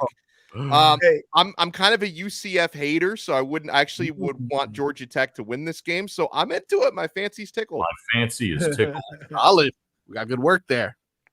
Tomorrow we got NFL football, Saturday football. Still strange to me. Okay, so the Bengals are going to take on the Steelers at 4:30. Does that tickle your fancy? Yes, simply because my fancy is tickled. I'm amazed at how bad the Steelers look, yet still are hovering around 500. Yeah, and I'm amazed at how good this Browning has played in the absence of their quarterback. So I like seeing these stories of, and the more I see stuff like this, and I know it's at a different level, but the more I get pissed off about what happened to Florida State, because we live in we play sports and we watch sports, not for the thing that's supposed to happen, but the thing that could happen. In this situation in Cincinnati, this guy's been lighting it up, and they've been winning games without Joe Burrow. And to tell me that Florida State doesn't have a chance because their starting quarterback is out undermines what sports really is. And that's what pissed me off about that decision, they could very well think that Alabama is better. Okay, you could very well think that. But Alabama lost the game. And Florida State didn't. Did you see everything Florida State's up to today? They're trying like crazy to get out of the ACC. They're trying to get a judge. They should. And listen, and I'm rooting for it to happen because I'm hoping if Florida State can find a way out that doesn't cost $525 million, because that's the buyout. If they can find a way out through some legal loophole, I'm hoping Miami can get the hell out too, because I do not like the ACC. I think what has happened to the ACC is this. You had a team who was dominating the country, and you were proud to be ACC members without fully understanding that everybody beneath them were garbage and they got a free run every year. Yep. And now that team's not in it, Florida State has picked it up some to where they were undefeated. You should have had a representative. And the thing that hurts the conference is, how do you get people to come? How do you get people to pay? How do you get, money from a television deal or money from advertisers for your championship game when it doesn't mean anything? Right. So they have lost so much money just with the simple fact that the windfall to go into the playoff, I think each team is guaranteed, $13 million? Yep. And that trickles down to the entire And that is the fault of the ACC. And they got the stones to then try to say it's a $525 million buyout. Yeah. Okay, give Florida State the $13 million. Because you're the reason why they're not in it. But they're not going to win that argument because it's not why. They're not in it because somebody has already predetermined the outcome of a football game, which is ridiculous. Right. Yeah, it's like, and I know obviously it is written, like conveniently written into the college football playoff committee selection process that like key injuries can affect their decision. So I know it's not apples to oranges, but I heard somebody on, I think it was on College Football Radio a couple weeks ago say, like, can you imagine Patrick Mahomes gets injured the week before the playoffs and they tell Kansas City, sorry, you're not in the playoffs because your quarterback is out. And I thought that was a funny analogy. Right. That's what I'm saying. Look at the Cleveland Browns. They've been through 4 quarterbacks. Yes. Look at what the Vikings are doing. Right? Like you can't tell me that just because. Wait a minute. There would be no Kurt Warner if it wasn't for injuries. Yeah, that's right. There'd be no Tom Brady. I mean, he filled in for Brady. Bledsoe. Correct. Like, okay, what about Jeff Hostetler? Yeah. Right? Down here, what's the name? Morrell? Oh, yeah. Earl Morrell, yeah. There you go. Yeah. Right? Like, there's so many amazing sports stories that have come from a team being up against it because one of their stars are injured. Yep. And that's why you got to let it play out. We will let it play out. On the other side, though, I hope you're happy, ACC. You ruined our segment, ACC. You've done enough to us this year. When we come back, we got some Game Day Uncensored talk. We got some cat talk. And we're finally going to make our NFL picks. That's next on the Tobin Leroy Show. Spend your afternoon.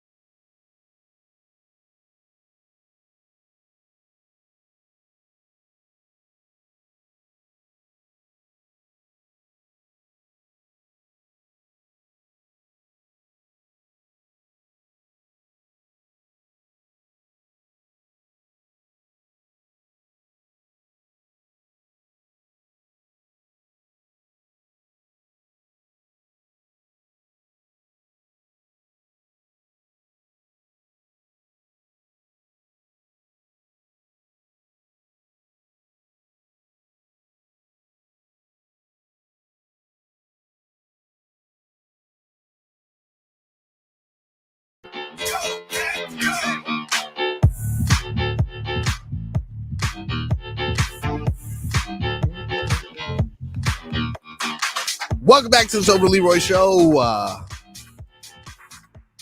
Damn it, we still don't have that video of JFig dancing every time Yes. it comes on, bro. What the hell? That's why I'm here to see that. You got to write a ticket, Leroy. Yeah. Or I could just speak to the person responsible. Huh. I guess you're right. I do have some cat talk here, and this is brought to you by Celsius. Hockey fans, don't sit this one out. When it's game time, make Celsius a part of your play and get that energy up. Game day is fueled by Celsius Essential Energy Drinks, the official energy drink of your Florida Panthers, who threw up a stinker again. Okay, so you did see some of that then. Yeah. I mean, it can't get no worse. I thought it couldn't get no worse than giving up 2 shorthanded goals. Yeah. But they scored 2 goals so fast. I'm like, what? Wait. There was 0. What? No response? That's the thing that I think is the troubling part of it, is they go on a bit of a rush and it lasts for 5 minutes of a period and not just that one time, right? Like when teams score on them, the puck stays in their end and they can't get it out. Yeah, it hasn't been good. These are some of the final scores of their most recent losses: 4-1, 3-1, 4-0, 4-0. You know, it's just seems like these last couple games they've lost their way, and there's only one person to blame, and that's, well, not one person, one thing. That damn West Coast road trip, dude. Yeah. This one's not my fault because they were back home. You know, because I worked the 2-4-0 losses during the West Coast road trip. I can take the blame for those, not for this 4-1. That's fair. That's fair. I would say this, that's brutal.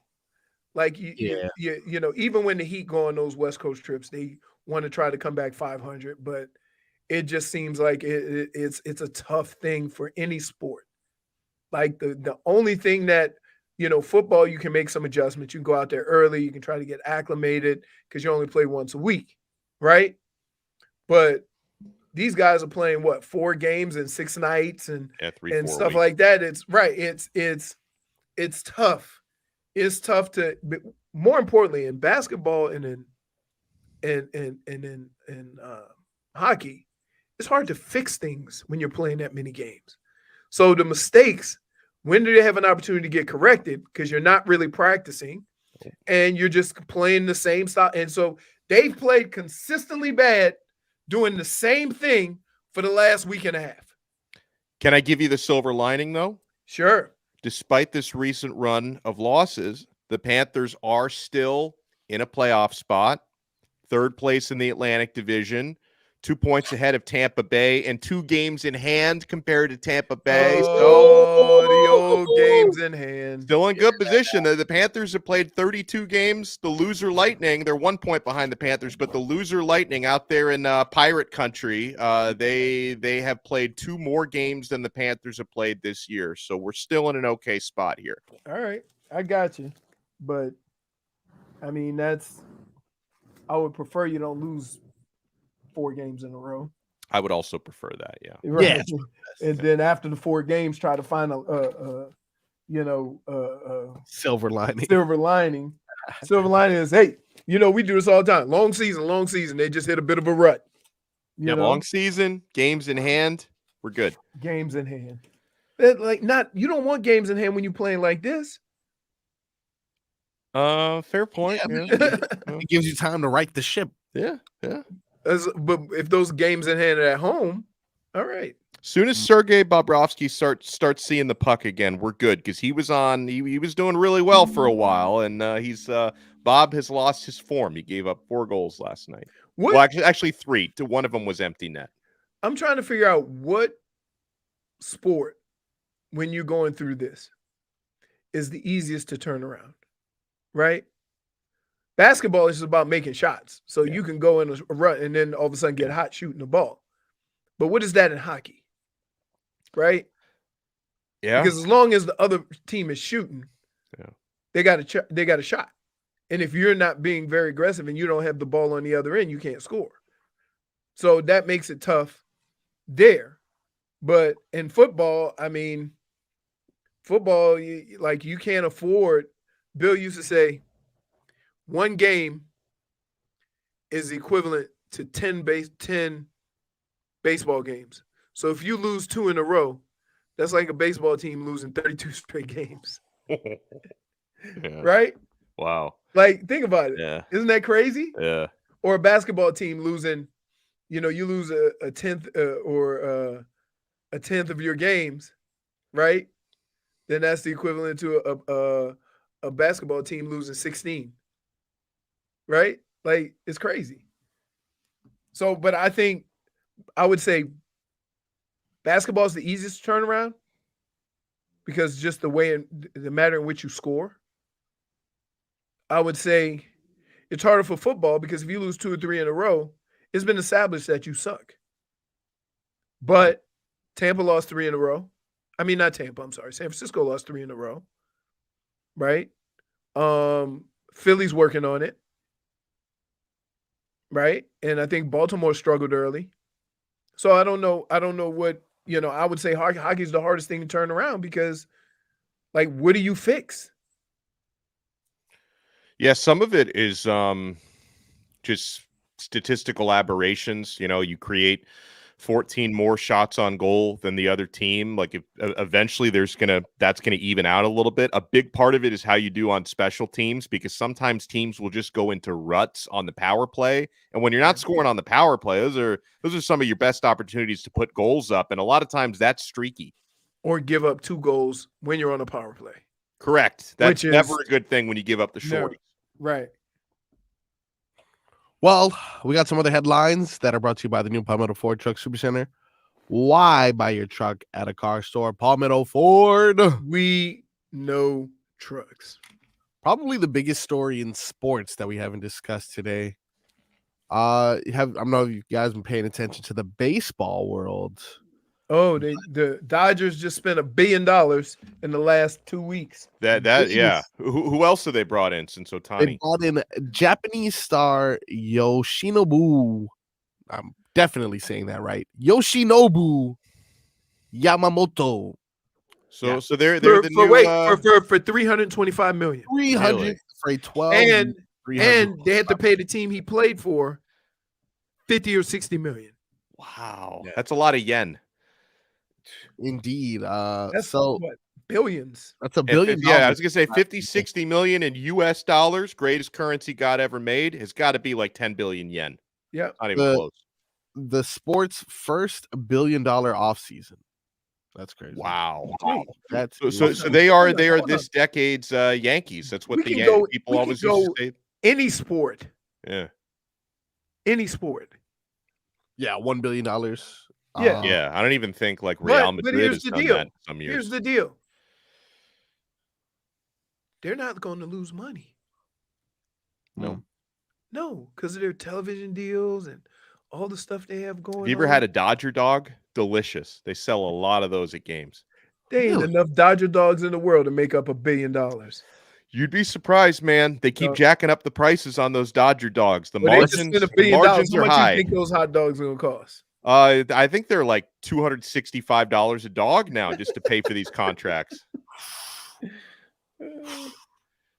Wait, is there like a Dodger dog? Are they known for their hot dogs? Yeah, they're I tried one. It's not really any better or worse than any other hot dog, but it's their trademark. They sell these Dodger dogs at Dodger Stadium. Yeah, they are. You know what I hate? Yeah, the most iconic hot dog in sports. Yeah, the Dodger. You know what I hate?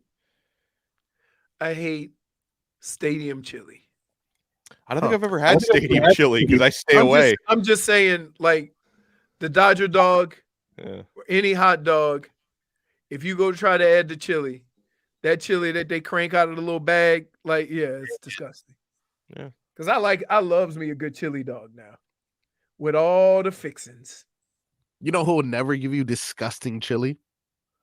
Only the 8th ranked performance center. I'll say the 8th ranked venue in the United States, according to Billboard. The Kaseya Center has made the top 10 venues in the U.S., and I like that is for the 12th time during the past 13 years, and the highest it's ever ranked is this one right here at number 8. Who's number 1? The Lakers Arena or Jerry's World? Ooh, That probably is- Jerry's World. That is a good point. Of course, Kaseya was like, who cares who the other ones are? Just talk about us. Oh, so you're reading their press release. I see. They didn't talk Yeah. about the other ones. I mean, what Yeah. is the thing with Kaseya? They've got good concessions there. Like really good. I Like you can went to that restaurant. Yeah. And spent. Me and Fonz went. A buddy of mine gave us tickets and parking. You park right in front of the door. Walk right in. You walk through, and it's into the restaurant, and then onto the floor. Okay. Right. Yeah. And so we said, hey, they don't let you out. So I said, let's get something to eat. Yeah. We got 2 hamburgers, fries.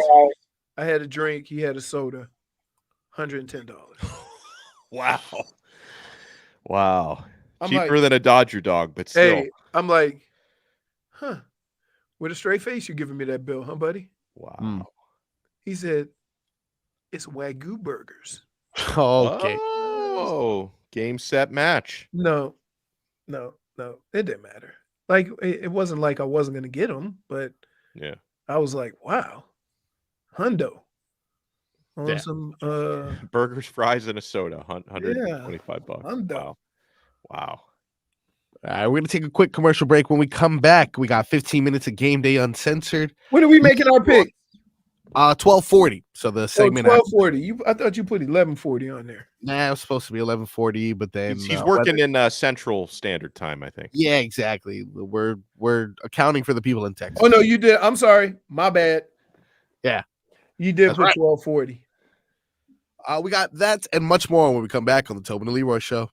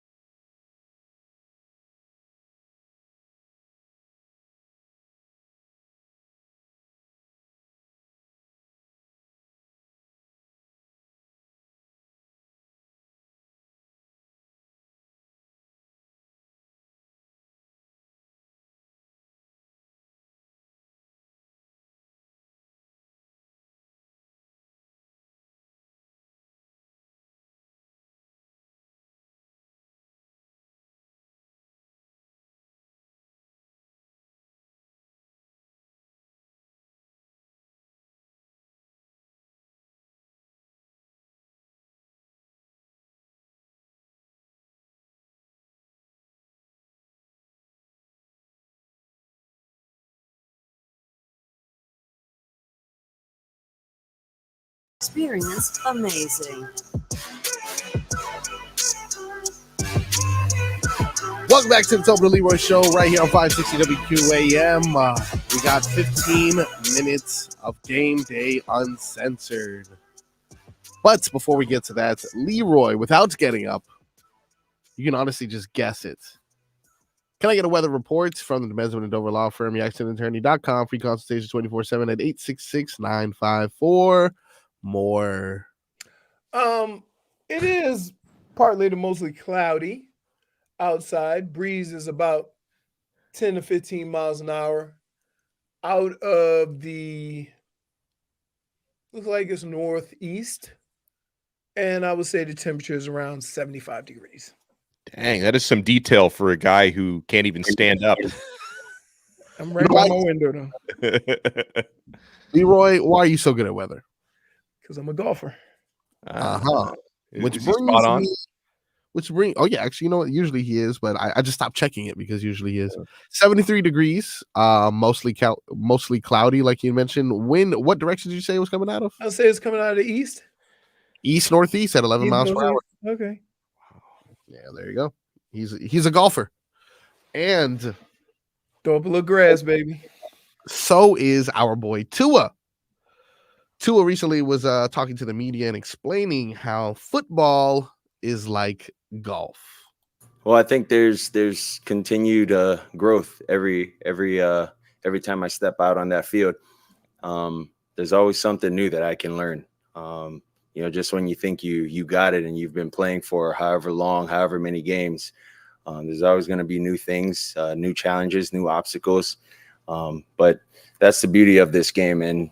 And for me, I think that's also allowed, me to be the human that I am also.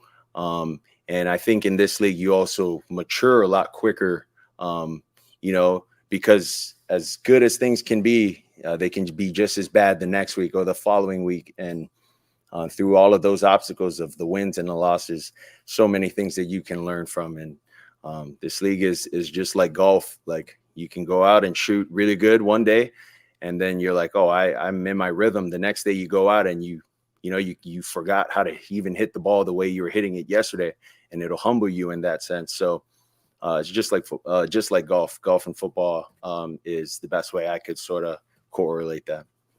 You agree with that, Leroy? I do. I think it's a little different though, because one of the reasons why a lot of athletes like golf, it's the only sport is just you. And if you played in a team sport where you could have a great game and it doesn't mean anything, it's so much fun to be able to go into a competition or, a challenge and say, I'm responsible for my results and only me. Nobody else can do anything to my performance other than me. And that is what makes golf so appealing, especially when you play in a team sport. Do you golf at all, Donno? Not well, but I agree with what he's and it's part of to what he's saying. When you can feel like you're in your bag one day, and then the next time you're on the course, you can't hit it straight, right? Yep. And I think another part of that, which is something Tua is probably better at than most people who go out there and hack on the courses, is being able to have that kind of short memory and be able to bounce back and find that's a golf thing and perform again. That's also a golf thing, and I'm sure it's a football thing. It's definitely a quarterback thing. Oh yeah, because you throw it to the other team, you got to just shake it off.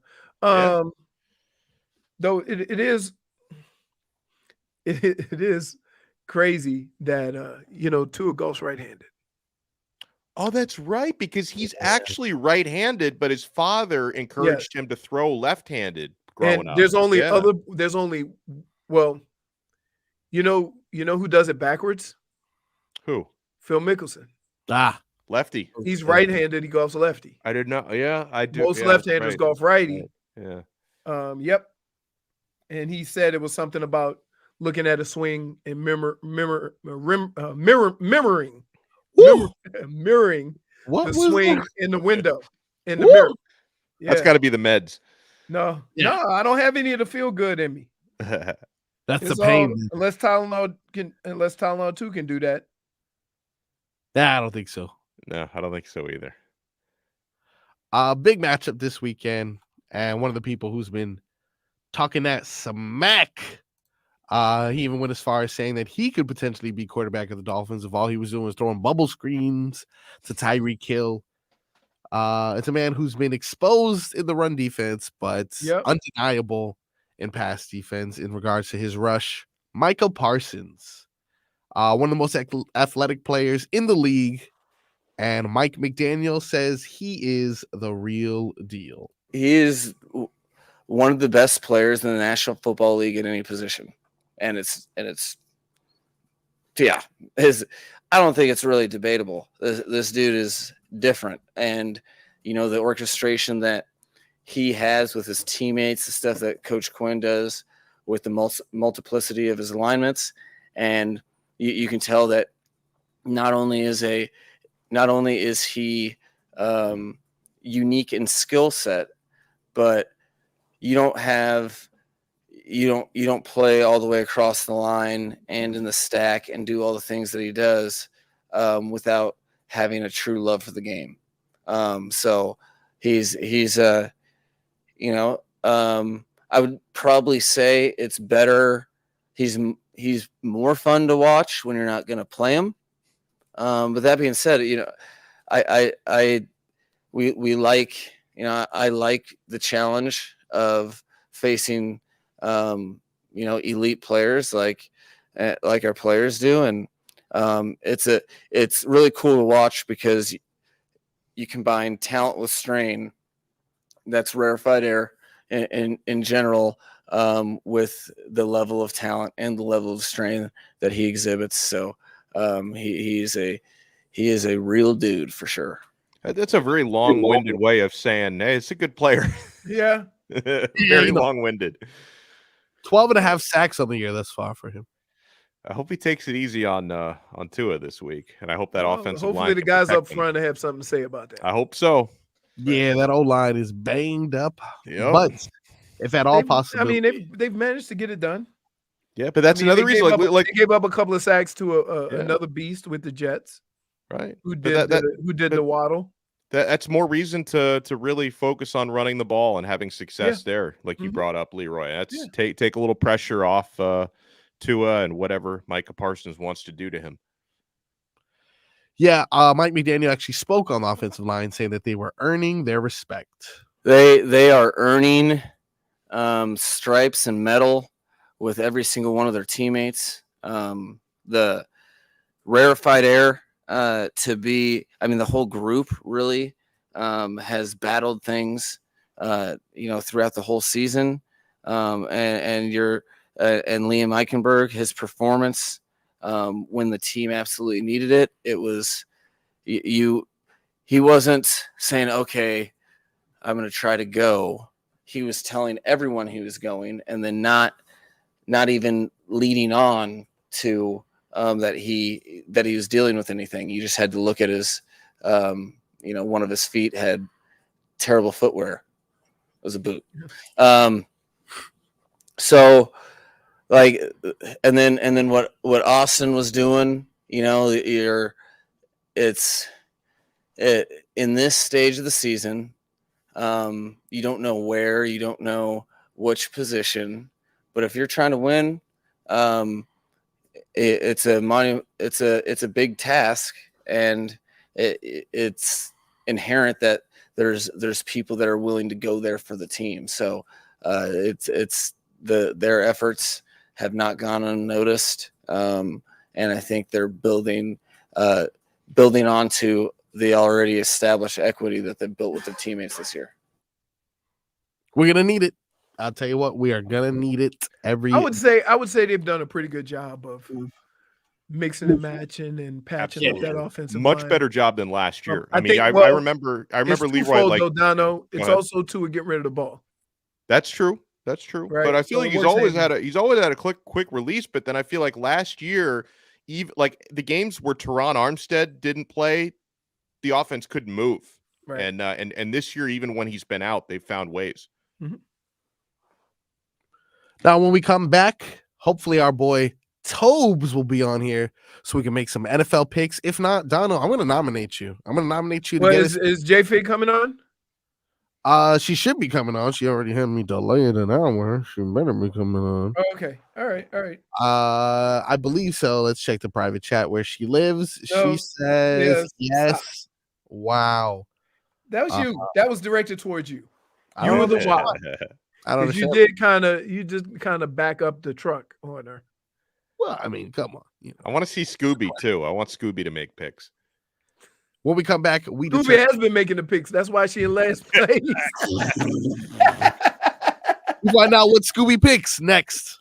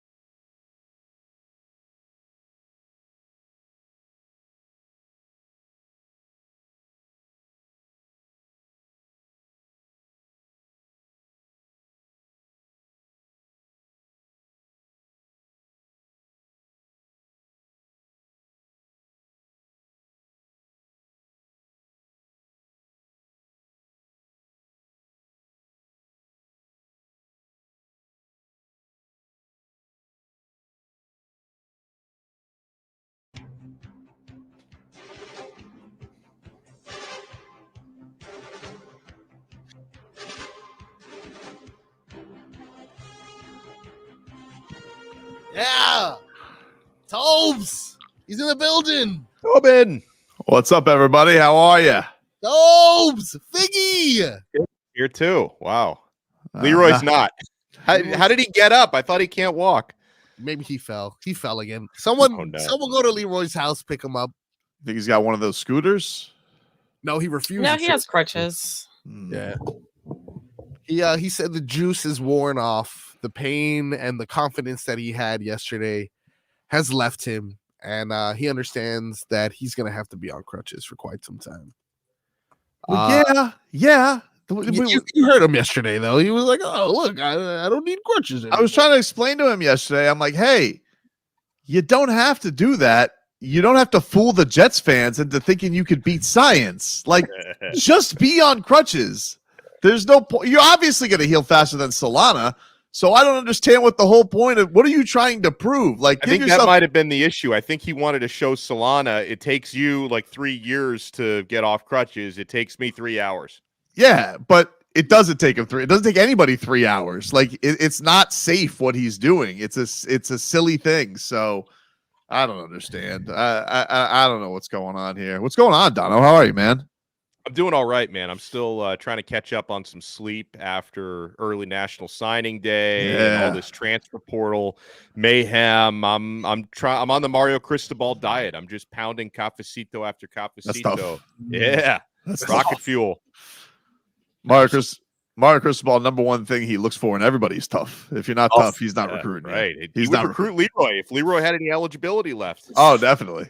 Who like? All right. So, what is the big prize? Like, we got this some 5-star D lineman. Are we getting a quarterback? Donald, I've been out of the loop for a day. See, that's what we're still working on, Tobin. They're still trying to get their transfer quarterback. Cam Ward from Washington State is the guy Miami's been all in on. Florida State has been all in on him as well. As far as the recruiting class goes, yeah, defensive tackle, that was the big haul. 5-star Justin Scott, 5-star Armando Blunt, who was committed to Florida State. Miami flipped him right back to South Florida from Miami Central. They got some really good wide receivers in the class. It's impossible. Good, man. How could he flip from Florida State, the greatest program of all time? These big crybabies who are out, we don't want to be in the conference anymore. It's tough to feel bad for him. Like, boo-hoo. We gave you your little days of, you should have deserved to be there. But, like, in reality, let's all laugh at them, And I don't know if you just saw this, just I think came out within the last 10, 15 minutes. The ACC is now suing them. Like, Florida State is suing the ACC. The ACC is suing them right back. So yeah. How crazy is it that we live in a world where the ACC is suing their conference champion? We should sue them. We should all sue them. Like, it's enough of this nonsense. You can't just do whatever you want. You take what went wrong and okay, sorry. You don't get to sue everybody. Well, you're not going to get to the playoff anyway with a lawsuit. Not the ACC's fault. I get it. But you signed the deal. What the deal is. Big deal. Yeah. And they were like, but yeah. And they're OGs also. Like, they've been there forever. Now you're going to sue them? If anybody should sue them, it should be Miami. Yes. It's been a terrible stint in the ACC. We should be suing their referees, if nothing else. I was going to say the ACC refs, too. Make the like they don't know what a safety is. They don't even know where the end zone is. Enough of this nonsense, dude. Wait, does that mean our basketball team won't be in the ACC either? Because that's been going well for us. That has been going well. Pretty good. That could go well in some other places, too. There's other fish in the sea. There's other good conferences out there. Yeah, we can make some other stuff happen. Like, Larinaga is going to have success no matter where you put him. It doesn't matter. It doesn't matter. So should we be concerned that Leroy's not back? Like, what did he just like? I think him a message now. I don't see him anywhere at all. Yeah, that's all right. He's to know that he can't take the same trips. Wait. Oh, there he goes. Whoa. Okay, we see him. Hold on. Let him get set up first. Yeah, I don't want to bring him. He's hopping over. This is getting sad. But I'm happy to see that he's healthy. He's smiling too, so that's a good thing. Wow, maybe he had to use the restroom. That's going to take longer. We got to be understanding, okay? You can't say the things about Leroy. Oh, there he goes right there. Leroy, have you installed one of those bars in the shower that you can hold on to? Oh, you need that. No, I just went and got a walk-in shower for old people. Hey, that's a commercial they show on ACC Network. Absolutely. No wonder they can't make money. Sham Wow and walk in tubs. I can't believe meds. Yeah, I can't believe Irish potato peeler doesn't have its own bowl. Right. Wow. Hey, I tell you what. He sold like 3 of them, dude. That's good. I was one of them. Yeah, me too. I got it. I've never peeled potatoes the same way since. When was the last time you ate a potato? Just a straight up potato? No, I'm just saying, in any form. Besides French fries, you clown. I ate some mashed potatoes the other day. Oh, mashed potatoes. Okay. Good. Mashed it in, Yeah. That's tough. You guys ready to get to some picks? We are ready. We are ready. I always forget. Is it CBS or ESPN? ESPN. ESPN. Otherwise, that's why my picks. Marcos is the only one who comes back and says, "I won," and his lines are all wrong. Yeah. Wait, so who really is in last place? Is You. it me? Just so we're clear, you're still in last place, JFig. You have the most losses. For sure. I went undefeated last week, so there's that. Marcos, I will put you on mute real quick. Ask innocent bystander. Donno, can you say you went undefeated if you went 1-0-2? No, you can't. Yeah, imagine like somebody chasing down the 72 Dolphins and be like, "Oh yeah, but we tied twice." Yeah, no, it's. I mean, I guess technically, yeah. But okay, so we just ignore technically then, right? Yes, we do. Actually, Yes, we do. When you went 1-0-2, all right. it's not hockey. JFig, what do you got for your picks here today? You're up first. I don't really like this, but You don't like being Taking first? Dolphins. You're going Dolphins. Yep. All right, It's Miami just 1 point. -1. -1. -1. Dolphins -1 against the Dallas Cowboys. Frog Boy, what do you got? Ooh, that's a pick'em. That's what we like to refer to as a pick'em. It's not a pick'em. -1. Is that not a pick'em? What's a pick'em? It did open as a pick'em, but it's that's what I a meant. pick'em. It That's got right. to like 1.5. Yes. And it went down to 1. All right. What's the line? Because I'm looking at so many crazy numbers. You think I would know now? There's no chili peppers. I get confused. What is the line, if you can tell me, please, on the Bengals and Steelers? Bengals and Steelers is a 3-point line. Cincinnati is -3-point favorites on the road.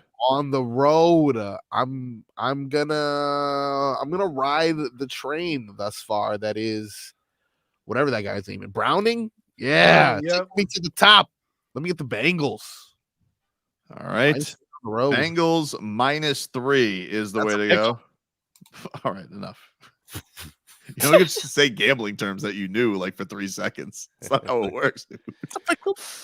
I'll stay on Saturday, and it's Bills Chargers. Bills are 12.5-point road favorites. Oh, and I gotta tell you, I'm taking the Chargers. New coach smell. Whoa! Effort. They're not gonna win. Here we go. They're not gonna win. Wait. But they're gonna cover. They're gonna cover. You know why I'll never lose this? Why? Because they bet with heart, petty, and all the things that make you lose money. I'm telling you, dude. Spirited effort. You're logical. You just don't. You don't want the Bills to win nothing. I'm telling you, dude. He's picking against the spread, though, right? So the Bills could still win. They can still win. He could still win. Okay. They're not 12.5 points better than the Chargers. They're on the road. Saturday night, short week. It's on Peacock. That's going to make it weird. Oh, man. I can't even watch it then. Yeah. And so I'm just saying 12.5 points. New coach. I don't even know who the new coach is for the Chargers, but I know it's not Brandon Staley. Ergo. Is anybody shocked? Did we all not? I've been saying this since like week 5. Yeah, we know. It was coming. Right. It was coming. That guy was a bum. Leroy, what's your first pick? Speaking of hearts, I will take the Cleveland Browns -3 over the Texans. Yeah. You just go on us and talk about heart. Wait, no. First of all, CJ Stroud might not play. You're phony. Okay, but you're always picking the You're Cleveland phony, Browns. dude. And but they win. That's a pick'em. Dude, you're so due to get flaccoed. Like I know. I thought it was last week. It's not lasting. This dude is turning into a No, pumpkin. I thought it was last week when he started throwing it to the other team. I know. Donno, like this Joe Flacco thing has to end. It has to. I mean, for 60, he's playing pretty well. He is for a senior citizen. He is playing rolling great. him out and all that stuff. He's the king of dialing it up right now. There's nothing that dude hasn't seen before. He's been in the league since what, 08 off and on, 07. There's nothing he hasn't seen before. JFig, what's your second game? Taking the 49ers against the Ravens. 49ers, a great game. Probably They're the at game home. of the week. Is that not the two best teams in the NFL right now? Man, I think I might go Ravens. I might go the other way on that one. But is that are we safe to say that those are the two best teams in the NFL right now? No, because the Ravens aren't the Dolphins. We're gonna see this in a week, dude. So. Nice try, though. I mean, like, way to stick with it. Okay. Talk about being a homer, a former Raven, Leroy Horde. No, I'm not being a homer. Is that not? Am I off on that? He's out here picking with hearts. I mean, good for you. That's a pick 'em. Talk about what a record watcher over there. And I love Marcos. I love you in your betting, dude. You hear phrases, and then you just pump them into the conversation without having any idea what they mean. Do you know what a pick 'em means? What you're doing right now is a pick 'em. Do you know what a pick 'em is? I don't think he knows how to read a point spread. That's why he was asking. Not. I swear. No, you know what? Because you know what he looks for. He don't look for the point spread. He looks for chili peppers. You know, right?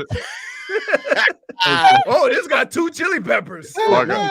I will admit though that sometimes because if you're for those who use the Hard Rock app, they send you like notifications about like their like specials and their happy hour. I don't think I've ever passed up a boost. I think no, like literally every single boost notification or happy hour, I have bet every single one of them. I don't think I've ever passed one off. Yeah, they don't have the chili pepper, Marcos. They have the rocket. The rocket. They have the rocket. I have never refrained from betting a rocket. I've done it every time. Oh, I tell you who's due tonight for an over. Old Jaime. Couple of That's right. Whoa, he owes me, dude. He owes my me. goodness, that was terrible. What's your second pick, Marcos? I'm gonna go with the Rams to beat the Saints by 8. Is that possible? Nice try, dude. Moving on. Next game. All right. Okay. I will take. Oh, this is a game I totally won't watch, but this is a betting nugget for you guys. The Titans are 1-4 against the spread in their past 5 games as underdogs. I know that because I'm an expert. So, with that being said, I'm gonna go with. What does that mean? Do I go with the Titans then? Seattle's -3. So who's the underdog in that? The Titans. The Titans are the they're underdog. 1-4 against the spread with the underdog. So I go with Seattle. Seattle -3.5. Yep. I don't know Don't what you forget just the did hook. there. I don't know what you did either. Marcos, can I It's just a tell pick'em. you? Yes. The hook always gets you. Yeah. What a stupid game to bet too. Jesus. Who's going to be the quarterback? He had the crybaby? Yes, I think so. I'm not sure. That's great. Well, I got him. And we're book it. Book it, boys. I am going to go and do my burpees and go with the manliest coach this side of Mike McDaniel. I'm going with the fighting man Campbell's Detroit Lions on the road, 3-point favorites against the Minnesota Vikings. Give me Detroit -3. Now, technically, Marcos. Yeah. Technically. That's a pick 'em. That's a pick 'em because usually the home team gets 3 points. Oh, so it's even that way. Right. What's your second pick, Leroy? My second pick, I can't believe that I'm going to do this. No, I'm not. I take that back. Wait, what did you just do? Did you just like I was gonna ride the Patriots train again. He's like Robbie Chosen, like he was lined up and then like he actually looked at the referee. Go back up a little bit. Yeah, sorry. Good. I will take the Chicago Bears. Oh my God. -4 over the Cardinals. Why would you want to put anything on that game? Wow. I would have avoided that one like poison. I tried, but I look at all my other stuff and I don't want the big spreads. All right. JFig, your last pick. I mean, I couldn't imagine having to have any stakes on Bears and Cardinals. Gives you a reason to watch if you can even find it on TV. JFig? Last pick. Okay. Correct. So, yep. Let's see. Slim Pickens, dog. We know you're not going to pick a bird mascot, so I know the Eagles are out. I'm not picking the Eagles. They also have a pretty high point spread. So yeah, that is not a pick 'em. No thanks. We know you're not going to pick the Falcons because you'd kill them. Yeah, that's true. That's true. She's a did pick the Ravens. Put me in, definitely coach. not picking the Cardinals either. Ooh, That's already been chosen, though. Leroy got no. that game. yeah. I mean, that's just a gross game, though. All right. You see, you three losers are looking at the guy who's leading the charge and saying my picks are stupid. I should know. No, I just think it's weird that you're like, oh, don't pick with your heart. Browns. Yeah. You picked the Browns Directly after. I'm pretty sure you picked the Browns like 8 straight weeks. Yes, and I'm like 6-2 with So just what- Browns picks. Yeah. I'm gonna do research on that. I don't think that's true. Oh, I like that. Okay. You gonna do research on what? His Browns picks. I'm gonna do research on your pick, JFig. Stop Let's stalling. get to Yeah, it. Stop dude. stalling. All right. Oh, sorry. Okay. I don't know what to do. I'm sorry. Wow. Well- Donno, do you want to pick for her? Yes. See, I wasn't keeping track of which games you guys. Has anyone picked Chiefs Raiders yet? No. Don't do that to me. Don't do it to me. I'm gonna go Chiefs -10. I think there's gonna be the Raiders feel like they accomplished something by what was it, the Chargers they blew out. I feel like there's gonna be a regression. Yeah, it's a big to the point. mean. Agreed. A big point spread. Plus, you get to root for Tete. No. Oh, No, I don't You know want what? it. I'm going Chiefs -10. No, You're not- You can do that. I don't want to. Oh, then who are you going for? I got to put a shot clock on this, JFig. Come on. This is Okay, getting you can really, put like, it. You can put it. Jesus. I got somewhere to be at 2 o'clock. Yeah, let's JP. go. 5, 4, There's still an hour till that. 3, Ooh. 2, break. 1. Let's go. Delay a Okay. game. Birder. I will pick. You already picked the Titans, right? Stop stalling. I think I did. You know we picked the Titans. Think You you already did? know what the No, picks I are. don't Yes. know. We did pick that game. That I game didn't has write been picked. anything down. Fig, go Chiefs -10. I'm telling you. I tried to help you. You don't want to listen. Fine. I'll do that. Chiefs -10. Chiefs -10. Wow. I'm not. I wouldn't Dono. stress that one. Dono had to twist her arm. Chiefs -10 is a good pick. I think you're in a good spot. The Raiders Yeah. suck. Yeah. that's what I'm Like the last couple times I've chosen them, they haven't. All right, Frog Boy, please do yours faster.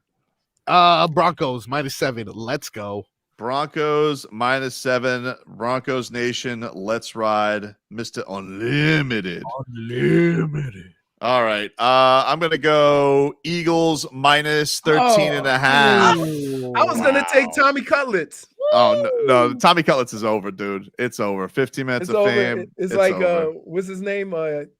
Who's the basketball player in New York? Lynn. Yeah, it's over. Yeah. Jeremy Lin. Insanity. That guy's agent ruined it for him. It's over for Yeah. him. Give me the Eagles. I'll Now take he's them. doing free stuff. Yeah. Christmas. I got them. Big Well, spread. Plus, I got to bounce back. They can't keep this stinking up. Like But ooh. How we feeling about the Jags, Tobin? how are we feeling about them?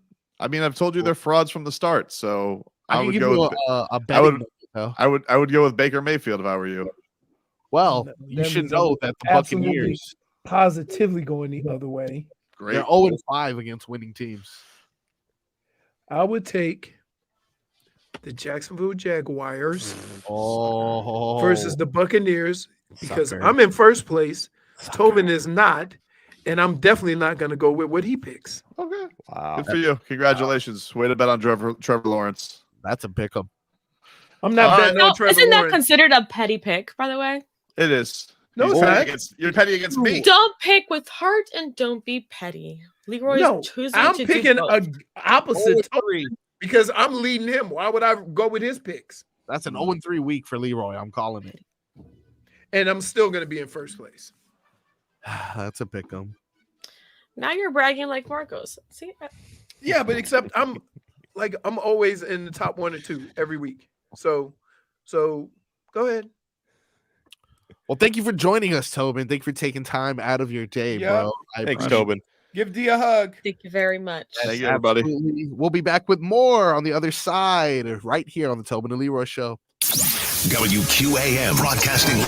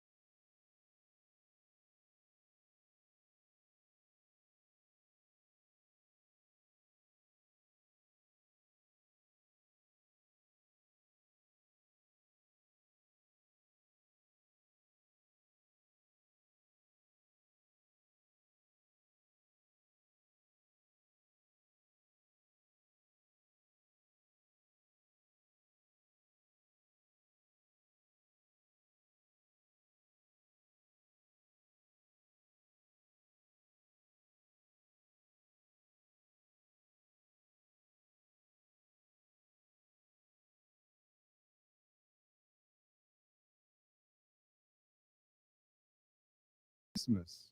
And all through the Hold it now, wait, hold it. That's played out. Hit it.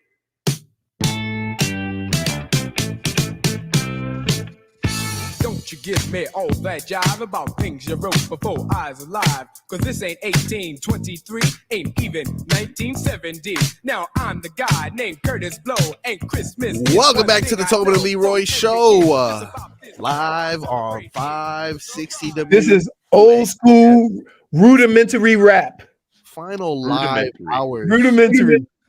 Rudimentary. Yeah, beginning rap, right? Oh yeah. I was walking down the street with my friend and I said, "Oh my God, look at that!"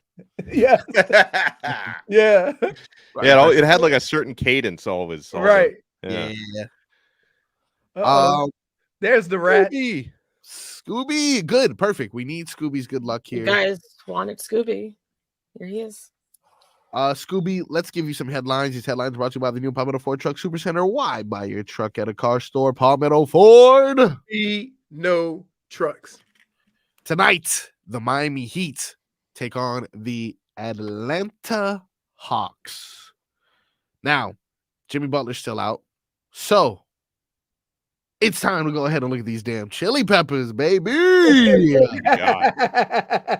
I still think the Heat win and they cover negative. They cover -1.5. I believe that's going to happen. Yeah, I'm going to go ahead and agree with that. But play your props, baby. Get your head of the game, Donald. Play your props, baby. All right, Tyler Hero. Will he have higher or lower than 24.5 points? I mean, they've been riding the hot hand, right? But I kind of look at it the opposite way. I feel like after scoring 28, I may go under. I think he'll score 22, 23 points. Although without Jimmy, he's got to score. Right, that's what I'm saying. Yeah. Is Jimmy out again? Jimmy out. Is indeed out. Kevin Love returns, though. Does that do anything for you? No. Not as far as Tyler. The only people that can affect Tyler are Bam and Jimmy. What about over under on his turnovers? 2.5 turnovers. I don't like betting on bad. No. Well, you could take the under 2.5, and that's betting on him being better than bad. That's even worse. 2.5 is low. You know when they get the turnover bug, they just start cranking them puppies out. That can happen in one quarter. Yep. Look, Kyle Lowry, I am not betting anything Kyle Lowry related. He is actually on my ban list. He's the first person on the ban list. There's no chili pepper there? There's quite a bit of chili peppers, but this is where they trick. Look, I'm onto your tricks here, buddy. You're not gonna get me with these. This is what they have: chili peppers on Kyle Lowry. 0.5 blocks. What the hell is Kyle Lowry in a block? How you gonna be? He's a hobbit. Exactly. Yeah. So you're not tricking me this time, bucko. However, you will trick me on the next one. Caleb Martin, 10.5 points. We're gonna need more than that. Over. I'm gonna go over on that one. The last going game, under. Going How under. much did he score last time? Oh my gosh, Donno, you made me do something. Well, you guys talked me into Tyler Hero over 24.5, so it's like those points have got to be taken away from somebody. So I'm gonna go Caleb Martin scores 8. But here's what's weird about last game. Tyler's the only one that had a big game, and everybody else just pitched in, and they still won. Yeah, that's not normally how it works. No, somebody else usually has to have a big game too.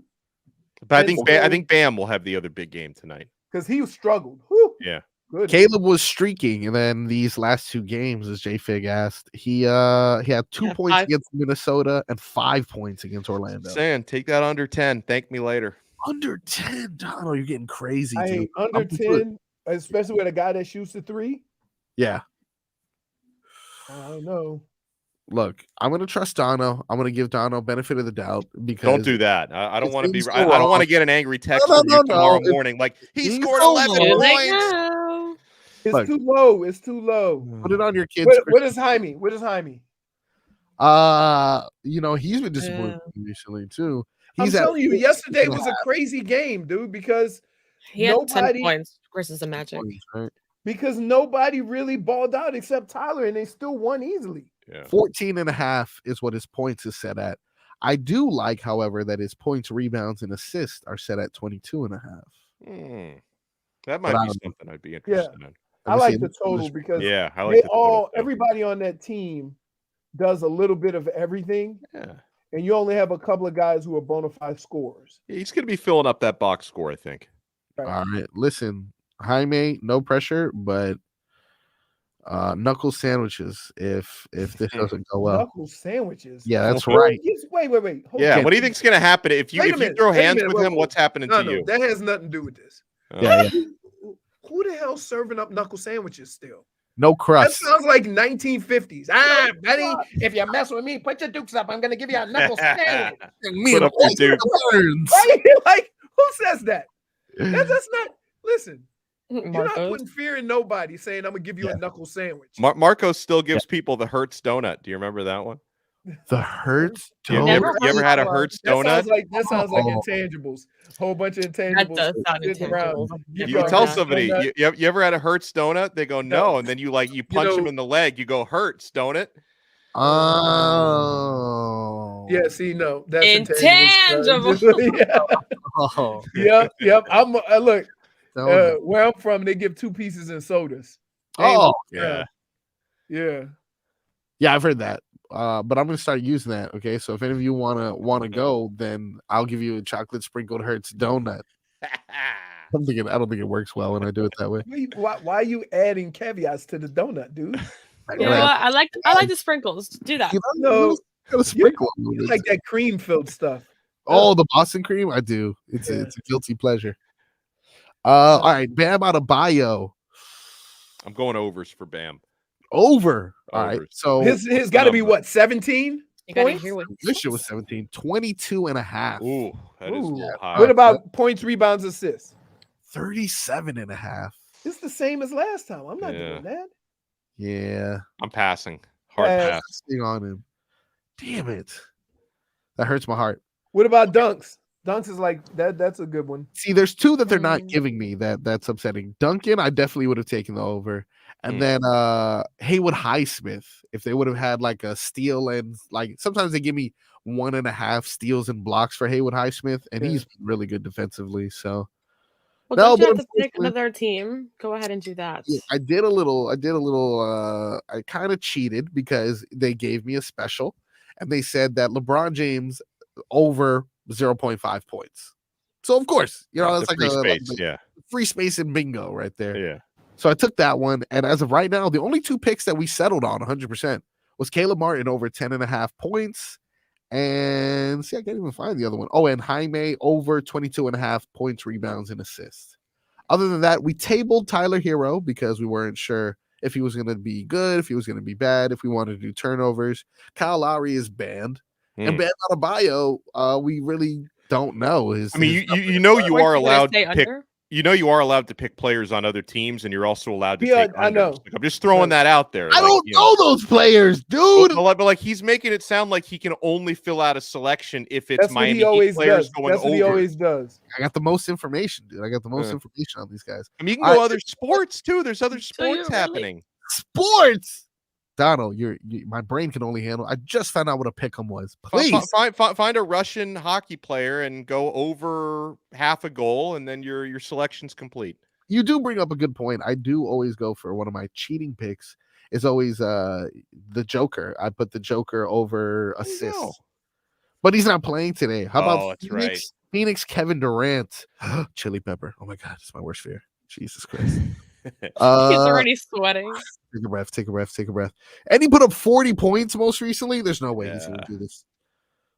All right, 31. What is his number? 31 points. Who are they playing?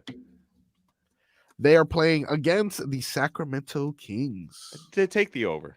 Oh, getting crazy, Donald. You're getting crazy, dude. Do it. You're crazy.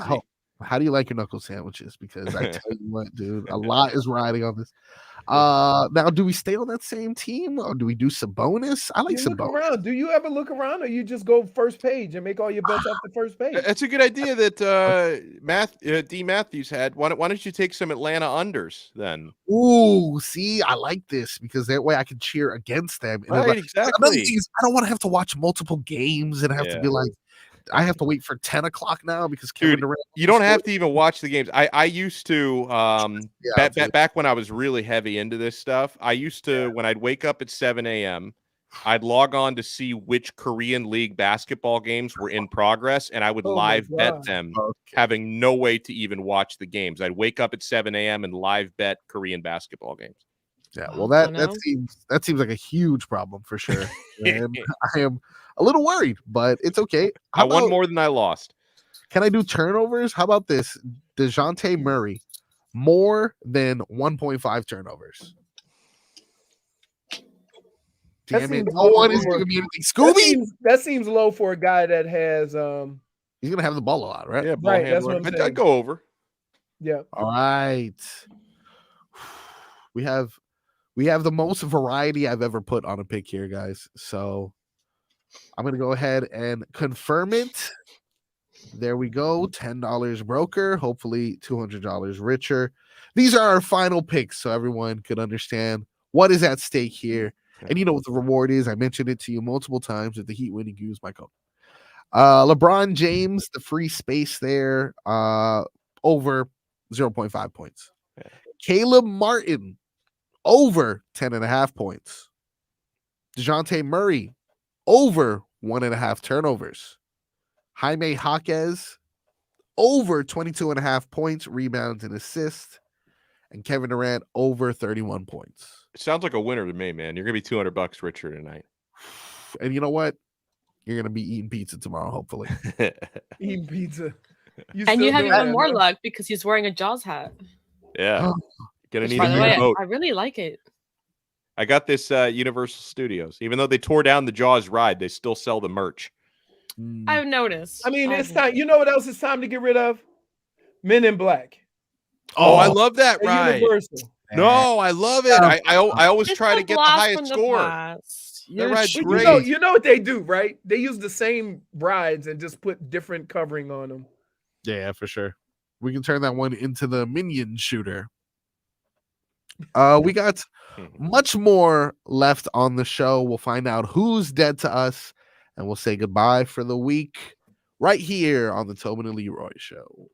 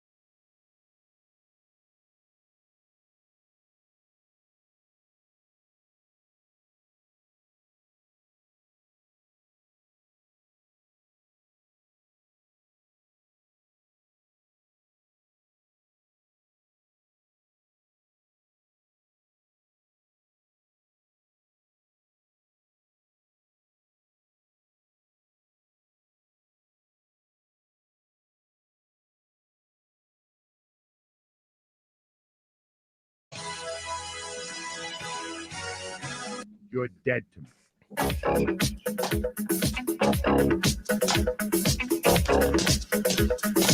Welcome back to the Tobin Leroy Show. Time now to determine who or what is dead to us. You're dead to me. I'll start things off. Not sure if you guys have seen, I believe this one is Friday after next. One with Mike Epps. But this was a plot of the movie that started things off. It also is the subject of my Dead to Me this week.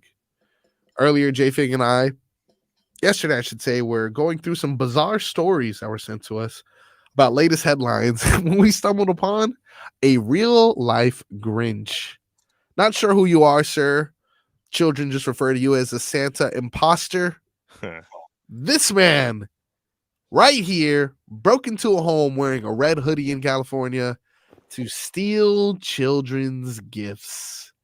Anyone right now that may be committing crime, committing fraud of some sort in someone else's name for the holidays, taking from one to feed their own, or any other selfish reasons, you get the ultimate dead to me.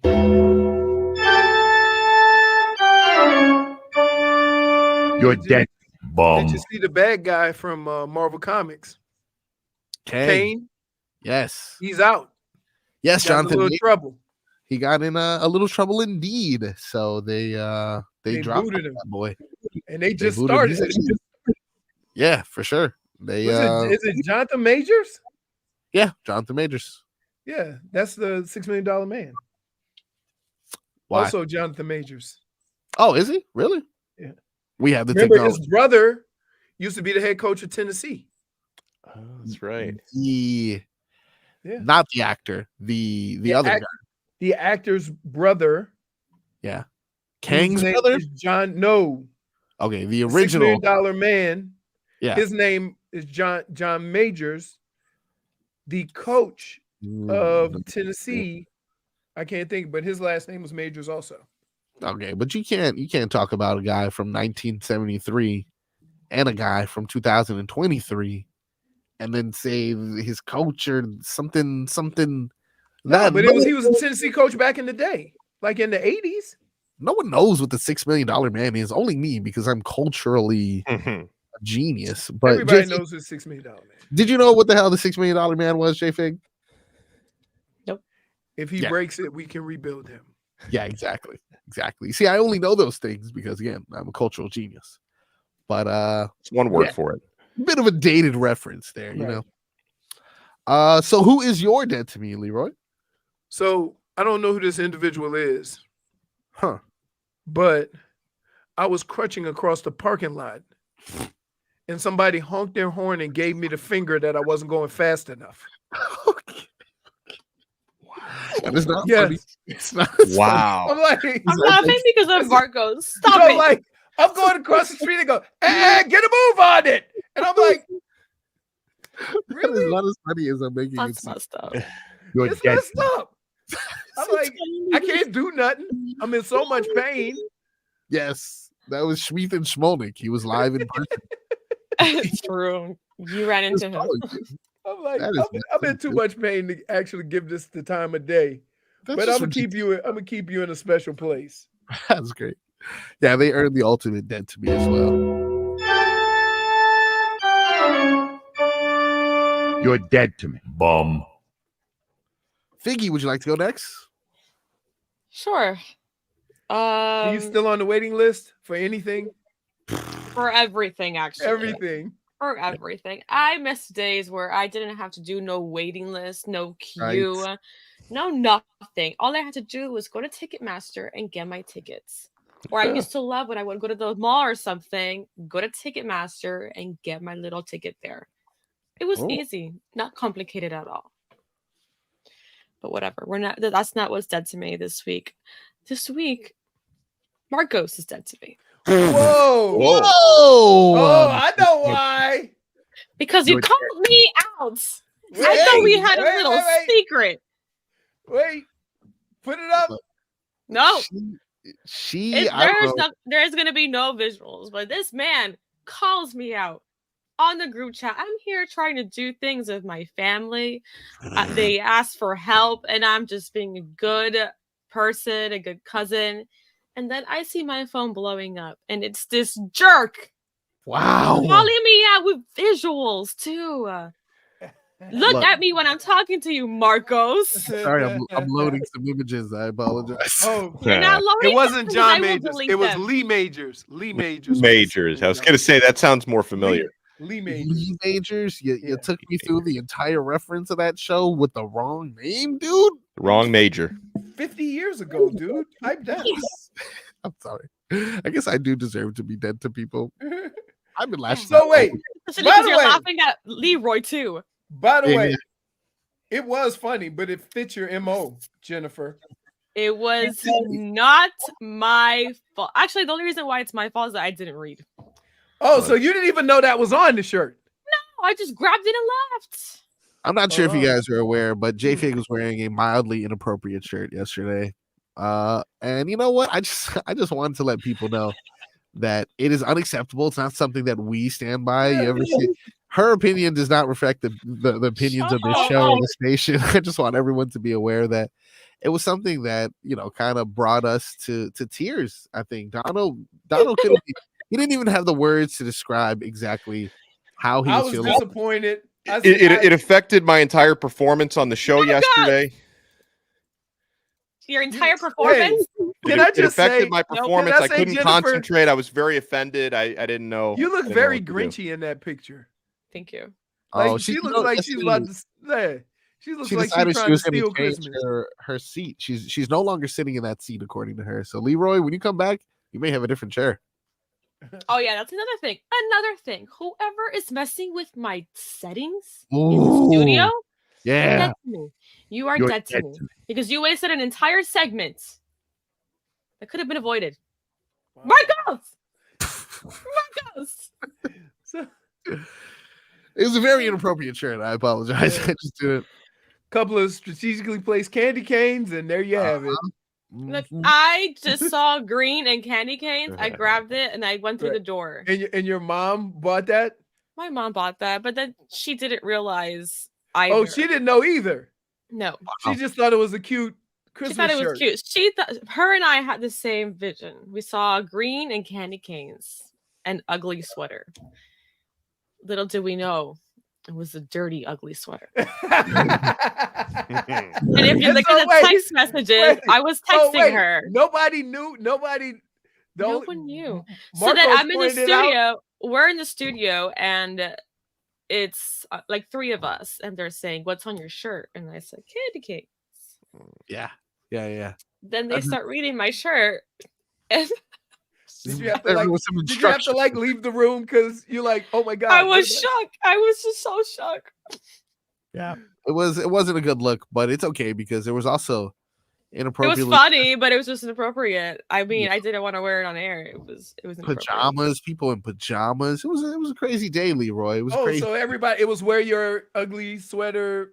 Yeah. We all decided to go in Christmas attire. So you won. I Oh, won. I'll say. Clearly. I even won Lupe that was wearing shorts. Yeah, Lupe won. was wearing like boxers, and I'm like, "What is this?" She's like, "This is my pajamas," and I was like, "Oh, that's a fair assessment." I I guess. mean, like, come on. What a Within life. reason, folks. Yeah, not everybody can have, you know, the super cool Bob Ross sweater that I had, but you know, it's all right. We'll cut him some slack. Donno, who or what is dead to you, my friend? So I've given this a lot of thought, and no one and nothing is dead to me today. And let me explain. When I listen to Marcos and JFig bickering for the last 10 minutes, I am reminded of the true spirit of the holiday season. This is the final episode of Tobin and Leroy before Christmas. This is, you know, the last time. I was going to say last time I'm going to be on the station before Christmas, but that's not accurate. I will be on Gameday Uncensored post game on Christmas Eve after the Dolphins beat the Cowboys. But still, I think about all the love and all the gratitude I have that you guys would even have me on the show for these last couple of days, making JFig cry. Thank you, JFig. I'm so thankful to be here. No one and nothing is dead to me today. That is Wow. beautiful, Donno. And I know that me and Marcos bicker, but he's like my brother and I love him. So it is just something that happens. Yeah, but that's not the rules of the game, Donno. So you're dead to me for violating the rules. Fair enough. So what is everybody? So before we get out of here, we gotta take a break first, or we just gonna? Yeah, ride before I we think get that out we of here, should have that conversation afterwards. Yes. Okay. that'd be nice. All right. Because I didn't know. Usually we do dead to me the last segment, but yeah. I'm dead to everyone. I get it. When we come back, we will Because let he ain't everyone bad. know. You liar. Knuckle sandwiches for everyone when we come back. Spend your afternoons with Hawk and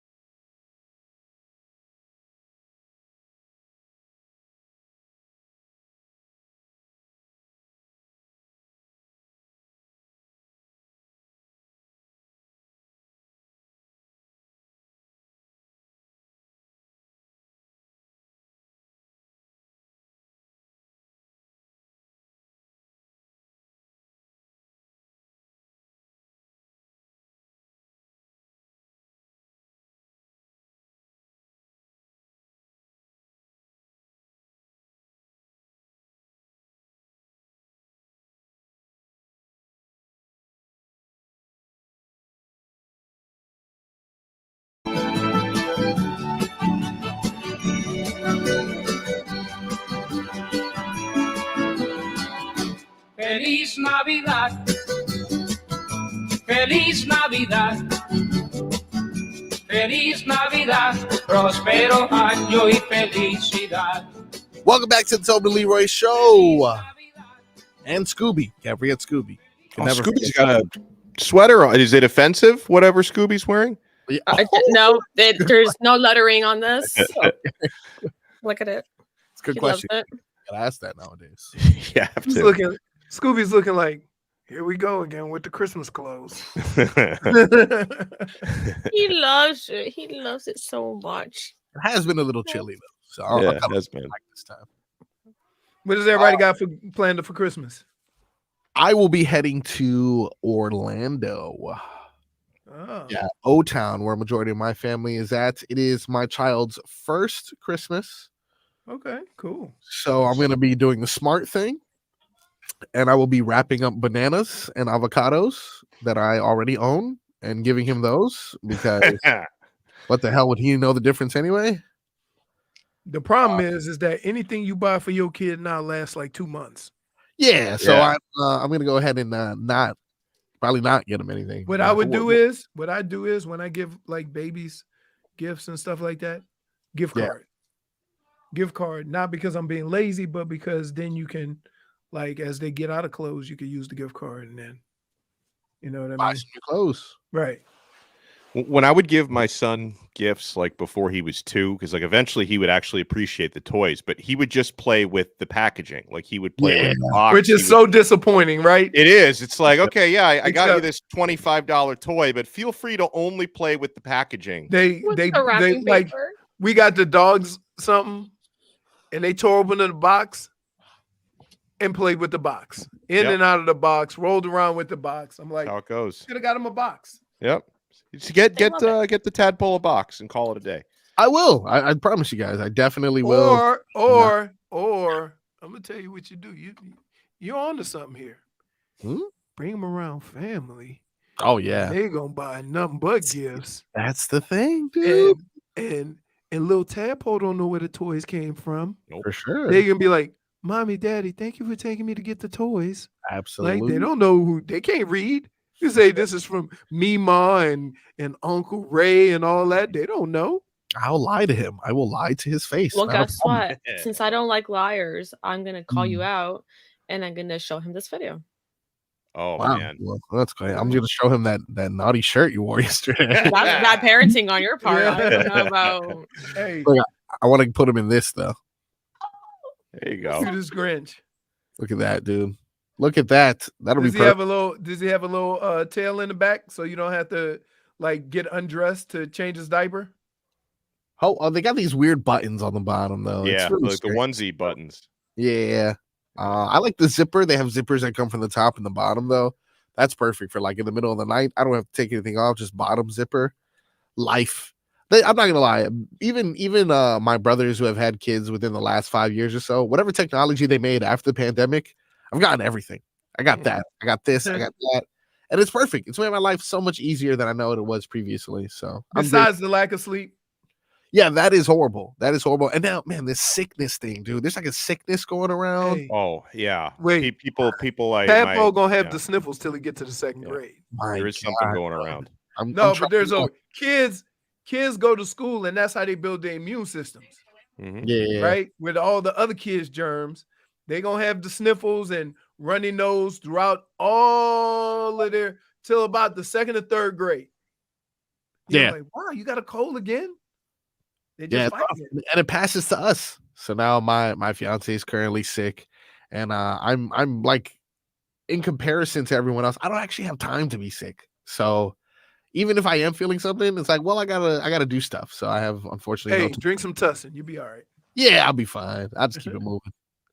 What about you, JFig? Are you doing anything in particular? Are you going anywhere? I think Donno mentioned he was lying low until next year. I have family that flew in from Texas. From the far Texas where your cousin is that I met? Ooh. Okay. My boy Cutter. They are here. Right. And we're just gonna spend time together. I've learned a valuable lesson. Never take a picture to JFig's right. Oh, she'll crop you out for sure. Yeah. It's Leroy. JFig gonna crop you out a picture. I'm not gonna lie to you. Wow. But hey, man, deservedly. You know what? I had forgotten about that. I didn't even understand when you said it. Don't call me out either. What's wrong with you two?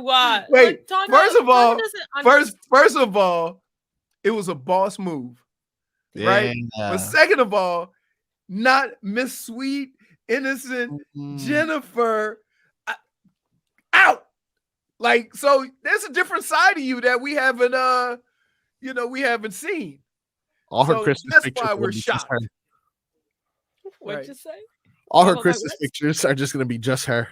She was the only one who celebrated. I'm the only one that attended. Yeah. No, see, so I had purpose for that. yes, listen. After she explained it, it's valid. Thank you. Right? But when she just says what she did, it sounds like some cutthroat stuff. So, right. You know what that is? Anyway. I did hear that as a life tip to anyone who may be listening who is introducing their partner to their family during this holiday season. Just make Good sure they're luck. all the way at the end. Just make sure they're Just in all the way at the end right Just in there. You case. know?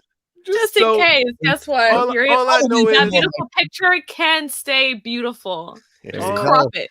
All I know is that I'm having a holiday ham because Yeah. Melissa said she felt like cooking a ham. And anytime you have a holiday ham, that spiral ham, I don't care when it is because those things are delicious and they're even more delicious the week after making those delicious ham sandwiches. Indeed. Can't wait. I say I'm almost just throw it in the refrigerator. We'll treat and let it cool off, and we'll then cut it up and do it that way. That is, that's a beautiful thing. But I'm not doing nothing. Nice. I was gonna go to the game, but I got an Odyssey. But I still might go. But then I just would give tickets to Fonz because Fonz wanted to go. I was gonna go with him, not knowing when my surgery was gonna be. And I don't think I can be walking around a stadium, right? on Yeah, Sunday. no, it's fair. Right. But I really wanted to go. But I'll send him if I do get the tickets. So, but other than that, that's really about it. Everybody out there, happy holidays. You know, you guys enjoy your family. Be safe, drive safe. Yep, drive safe. I will actually see you before the new year. So, yeah, me and Tobes are doing next Thursday and Friday.